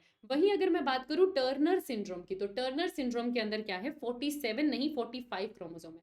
46 भी पूरे पूरे नहीं होते, ऐसा सिर्फ फीमेल्स में होता है कि जो फीमेल आपके पास 44 प्लस XX होनी चाहिए थी उसका आप एक एक्स क्रोमोसोम हटा दो तो वो XO वाली कंडीशन आपको दिखाई देगी। एक एक्स क्रोमोसोम एब्सेंट है, इसको आप टर्नर सिंड्रोम बोलते हो। तो यहाँ पर एक एक्स क्रोमोसोम है ही नहीं। अगर एक एक्स क्रोमोसोम ज्यादा था मेल में तो उसको आप क्या बोलते हो, क्लाइनफेल्टर सिंड्रोम कहते हो। और क्लाइनफेल्टर सिंड्रोम बना कैसे होगा कि देखो, जो फादर रहे होंगे, फादर ने तो एकदम नॉर्मल गैमेट बनाए होंगे, एक गैमेट में एक्स रहा होगा, एक गैमेट में वाई रहा होगा, लेकिन जो मदर होगी ऐसे बच्चे की जिसको क्लाइनफेल्टर सिंड्रोम है, उसके अंदर पक्का दिक्कत हुई होगी, एक्स क्रोमोसोम अच्छे से सेग्रीगेट नहीं कर पाए होंगे मियोसिस 1 के टाइम, और एक गैमेट में एक भी एक्स क्रोमोसोम नहीं आया होगा, दूसरे के अंदर दोनों एक्स चले गए होंगे, तो अब नॉर्मल एग बना होगा। ऐसा क्वेश्चन था पीवाईक्यू में, जहां तक मुझे याद है, उसमें पूछा था कि क्लाइनफेल्टर सिंड्रोम में क्या हुआ होगा, क्या एग अब नॉर्मल बना था या स्पर्म अब नॉर्मल बना था। बेटा एग अब नॉर्मल बना था। स्पर्म में आप एबनॉर्मेलिटी एक्स्ट्रा निकाल ही कैसे लोगे, स्पर्म में आप एक्स्ट्रा एबनॉर्मेलिटी कैसे निकाल लोगे, क्योंकि बेटा हम क्या बात करते हैं कि नॉन डिसजंक्शन, कि एक बार अगर ये जुड़े थे तो इनका डिसजंक्शन हुआ ही नहीं, इनका डिसजंक्शन हुआ ही नहीं, इसलिए होमोलोगस क्रोमोसोम सेपरेट ही नहीं हो पाए। लेकिन एक्स और वाई तो होमोलोगस होते ही नहीं, इनकी तो मियोसिस 1 से पहले प्रोफेस में, या मैं कहूँ मियोसिस 1 के प्रोफेस में कोई पेयरिंग हुई नहीं होगी, या साइनेप्सिस बना ही नहीं होगा, या रिकॉम्बिनेशन हुआ ही नहीं होगा कि मैं कहूँ कि ये जुड़े और फिर नॉन डिसजंक्शन हो गया, यानी ये अलग अलग हो ही नहीं पाए। ये तो होमोलोगस भी नहीं है ना, होमोलोगस तो एक्स क्रोमोसोम है। वो हो सकता है रिकॉम्बिनेशन के टाइम जुड़े हो, उनका डिसजंक्शन हुआ ना हो प्रॉपर्ली, और वो एक साथ किसी एक सेल में चले गए हो, तो अब नॉर्मल ओवा मिलेगा, अब नॉर्मल स्पर्म नहीं मिलेगा। अब नॉर्मल ओवा की वजह से ही आपको जो है क्लाइनफेल्टर सिंड्रोम देखने को मिलेगा। तो ये अब नॉर्मल ओवा की वजह से आपको मिलेगा, ये एक पीवाईक्यू है शायद आपके, ठीक है। तो डाउन सिंड्रोम में क्या था, 21st क्रोमोसोम की ट्राइसोमी थी। क्राइडू चैट में क्या था, 5th क्रोमोसोम की शॉर्ट आर्म डिलीट हो गई थी। क्लाइनफेल्टर सिंड्रोम के अंदर क्या हो रहा है, मेल है, XY है, पर एक्स्ट्रा X क्रोमोसोम है, तो टोटल 47 है। टर्नर सिंड्रोम में क्या होता है, एक फीमेल है, उसके अंदर एक X क्रोमोसोम आया ही नहीं, XO हो गया। यहाँ पर फीमेल स्टेराइल है, उसमें ओवरीज रूडिमेंट्री होंगी, सेकेंडरी सेक्सुअल कैरेक्टर डेवलप नहीं होगा, सारे फेमिनिन कैरेक्टर डेवलप नहीं होंगे, ब्रेस्ट अच्छे से डेवलप नहीं होगी, यूट्रस स्मॉल होगा, ओवरीज तो पहले ही लिख दिया है कि रूडिमेंट्री है, पफी फिंगर्स होंगी, शॉर्ट स्टेचर होगा। तो ये आपके पास टर्नर सिंड्रोम। तो एक्स्ट्रा चीजें आपको बताई हैं सुपर फीमेल और सुपर मेल। देखो फीमेल क्या है, अगर मैं बोलूँ 44 के पास XX है, 44 और XX है तो फीमेल है। उसमें अगर मैं X एक्स्ट्रा ले आऊँ, एक एक्स्ट्रा ले आऊँ, 2X एक्स्ट्रा ले आऊँ, 3X एक्स्ट्रा ले आऊँ, जितने X एक्स्ट्रा हम लेकर आते जाएंगे वो उतनी सुपर फीमेल। वही मैं मेल की बात करूं तो एक XY के सिवा उसके अंदर Y एक्स्ट्रा होता है। दोनों में एक्स्ट्रा है, एक में X क्रोमोसोम एक्स्ट्रा है, एक में Y क्रोमोसोम एक्स्ट्रा है। अगर X क्रोमोसोम एक्स्ट्रा है तो सुपर फीमेल, इसे पॉली X फीमेल सिंड्रोम कहते हैं। Y क्रोमोसोम ज्यादा है तो पॉली Y मेल सिंड्रोम कहते हैं। फीमेल के अंदर ज्यादा X होने से क्या होता है, अब नॉर्मल सेक्सुअल डेवलपमेंट और मेंटल रिटार्डेशन होती है। स्टराइल ये भी हो जाती हैं और अब नॉर्मल डेवलपमेंट होती है। लेकिन मेल के अंदर वाई क्रोमोसोम ज्यादा होने की वजह से वाई क्रोमोसोम के फीचर ज्यादा हो जाते हैं, जैसे अग्रेसिवनेस ज्यादा हो जाती है। तो होगा इनके अंदर भी है कि अब नॉर्मल हाइट है, मेंटल रिटार्डेशन है। बट एक बहुत इंपॉर्टेंट चीज नोटिस की गई थी, इस पर बहुत सारे पेपर्स भी प्रिंट हुए थे, कि ऐसे मेल्स जिनके अंदर वाई क्रोमोसोम ज्यादा है ना, उनमें क्रिमिनल होने की टेंडेंसी ज्यादा है, उनका एग्रेशन ज्यादा होता है, क्योंकि मेल सेक्स हार्मोन बहुत ज्यादा है, तो अग्रेसिव बिहेवियर बहुत ज्यादा है इनके अंदर। There is increase risk of anti social and criminal behaviour. ये डरते नहीं है, जो भी फीचर इनको एक्स्ट्रा एग्रेसिवनेस दे रहे थे वो सारे फीचर्स ज्यादा है, क्योंकि 2-2 3-3 वाई क्रोमोसोम है। ऐसे केस में बेटा ये सोशल अपने आप को कंट्रोल नहीं कर सकते, सोशल बिहेवियर नॉर्मल नहीं होता। रेप्स बहुत ज़्यादा ऐसा नोटिस किया गया था कि जो मेल बहुत ज़्यादा रेप्स करते हैं उनमें अक्सर ये सुपर मेल वाला सिंड्रोम देखने को मिला था। हालांकि आज के टाइम में ऐसे बहुत से पेपर्स आए हैं जो इस बात को नलीफाई करते हैं कि आप ऐसा नहीं कह सकते, क्योंकि हर बार ज़रूरी नहीं है कि जो आपको ये क्राइम अगर दिख रहा है तो उसके अंदर मल्टीपल एक्स क्रोमोसोम ही हो। और दूसरी बात, अगर आप ये कहते हो कि एक रेपिस्ट है, वो तो इसलिए रेप कर रहा है क्योंकि उसका तो वाई क्रोमोसोम ज़्यादा है, तो इसका मतलब उसकी गलती नहीं है। आप एक तरीके से कह रहे हो कि उसको सजा मत दो, उसकी गलती नहीं है, ये तो बीमारी है, ये तो जेनेटिक डिसऑर्डर है, तो फिर ये बीमारी कहलाएगी। रेप करना किसी का, उस पर्सन की बीमारी थी तो उसने ऐसा कर दिया, तो ये तो कितनी गलत चीज हो जाएगी। तो कॉन्स्टिट्यूशन ने भी इसको सपोर्ट नहीं किया था कि ये तो आप किसी की बीमारी तो बोलकर नहीं बच सकते इस चीज में। और हर बार ऐसा होता भी नहीं है कि हाँ जी ठीक है सुपर मेल है तो वही ऐसे क्रिमिनल एक्टिविटीज कर रहा है, तो बाद में उसको नलीफाई कर दिया था। बट इसीलिए इसको बहुत टाइम तक क्रिमिनल सिंड्रोम भी कहा जाता था या जेकब्स सिंड्रोम भी कहा जाता था। अब कहते हैं कि ये नाम नहीं यूज करना चाहिए, बट हाँ सुपर मेल के अंदर ये फीचर देखने को मिला था। अब यहाँ पर इस केस के अंदर क्या है, फिर से मेंटल रिटार्डेशन है, अब नॉर्मल हाइट है। जो XYY है वो 1 in 1000 आपको देखने को मिलता है। बहुत ज़्यादा लंबे हैं ऐसे इंडिविजुअल्स, उनका IQ 80 to 120 होगा। Despite their behavioural issues they are typically normal in sexual function. Sexual function यहाँ नॉर्मल है, फर्टिलिटी नॉर्मल है, जेनेटिलिया नॉर्मल है। अभी तक मैंने आपको क्या बताया कि ज़्यादातर ऐसे डिसऑर्डर्स के अंदर, चाहे वो क्लाइनफेल्टर है, चाहे टर्नर है, चाहे सुपर फीमेल है, सब स्टेराइल थे, सब में अब नॉर्मल सेक्सुअल डेवलपमेंट था, अच्छा सेक्सुअल डेवलपमेंट नहीं हो रहा था तीनों केसेस के अंदर ही। लेकिन सुपर मेल की सेक्सुअलिटी, जेनेटेलिया, इस पर कोई फर्क नहीं होता, वो एकदम नॉर्मल है। ठीक है, तो इन तीनों चीजों के लिए एक चार्ट भी आपके पास बनाया हुआ है कि अगर उस फीमेल में एक एक्स क्रोमोसोम की कमी है, 46 नहीं 45 क्रोमोसोम है, तो वो टर्नर सिंड्रोम है। अगर वो एक मेल है XY और उसके पास एक एक्स क्रोमोसोम एक्स्ट्रा है तो थोड़ा फेमिनिन कैरेक्टर ज्यादा होगा, ये 47 क्रोमोसोम्स इसके पास हो जाएंगे। और जितने मर्जी मैं बोलूँ कि एक्स क्रोमोसोम ज्यादा है, यहाँ यहाँ इन्होंने 47 ही दिखाया हुआ है दोनों केसेस के अंदर। इधर भी वाई क्रोमोसोम एक्स्ट्रा है और इधर एक्स क्रोमोसोम एक्स्ट्रा है। एक्स क्रोमोसोम एक्स्ट्रा है तो सुपर फीमेल, वाई क्रोमोसोम ज्यादा है तो सुपर मेल। टर्नर सिंड्रोम 2500 लोगों में किसी एक में होगा, कितना बार देखा गया, और 1000 से किसी एक में क्लाइनफेल्टर। अब बस यहाँ पर आपका चैप्टर खत्म हो जाता है। ये लास्ट पोर्शन जो जेनेटिक डिसऑर्डर था, थोड़ा टाइम लेकर मैंने आपको समझाया, क्योंकि जितनी बार मैं बोलूंगी आपके दिमाग में फिट होगा। आई होप आपको ये एब्जॉर्ब हो गया। अगर एब्जॉर्ब हो गया ना, नाम एब्जॉर्ब हो गए, तो क्वेश्चन प्रैक्टिस से आएंगे, उसमें थ्योरी मदद नहीं कर सकती। ये एक ऐसी चीज़ है जहाँ जितने क्वेश्चन स्ट्रॉन्ग प्रैक्टिस करोगे उतना तुम्हारा ये कॉन्सेप्ट स्ट्रॉन्ग होता जाएगा। तो करते रहो, मेहनत करते रहो, क्योंकि तुम्हें भी अपने तरीके से बेटा, आपको भी अपने तरीके से इस चीज़ की मेहनत करनी पड़ेगी। बिना क्वेश्चन प्रैक्टिस के तो ये वाले न्यूमेरिकल कभी कर नहीं पाओगे। बट हाँ, जितने ज़्यादा क्वेश्चन देखोगे एटलीस्ट पता चलता जाएगा कि कलर ब्लाइंड आते ही दिमाग में एक्स लिंक्ड रिसेसिव आएगा, हीमोफीलिया आते ही दिमाग में एक्स लिंक्ड रिसेसिव आएगा, सिकल सेल थैलेसीमिया आते ही ऑटोसोमल रिसेसिव आएगा, और ज़्यादातर क्वेश्चन इसी से आएंगे। एक पेडिग्री देखते ही पहचानने लग जाओगे कि अच्छा ये डोमिनेंट है, ये रिसेसिव है, ये एक्स लिंक्ड है, ये नहीं है। तो वो क्वेश्चन प्रैक्टिस से ही आएगा। बस अप्रोच आपने यहाँ पर देख लिया, करते रहो question practice, and I hope ये चैप्टर अगर किसी को टफ लगता है तो अब थोड़ा सा इजी लग रहा हो, अब आपने इम्बाइब कर लिया हो। इसी तरीके से मेहनत करते रहो, चैप्टर बहुत इंपॉर्टेंट है, क्वेश्चंस यहाँ से आते हैं, मिनिमम 2 क्वेश्चन आपको देखने को मिलते हैं, 4 क्वेश्चन मॉलिक्यूलर से देखने को मिलते हैं, तो पूरी यूनिट अपने आप में बहुत इंपॉर्टेंट है। मेहनत करो and all the very best.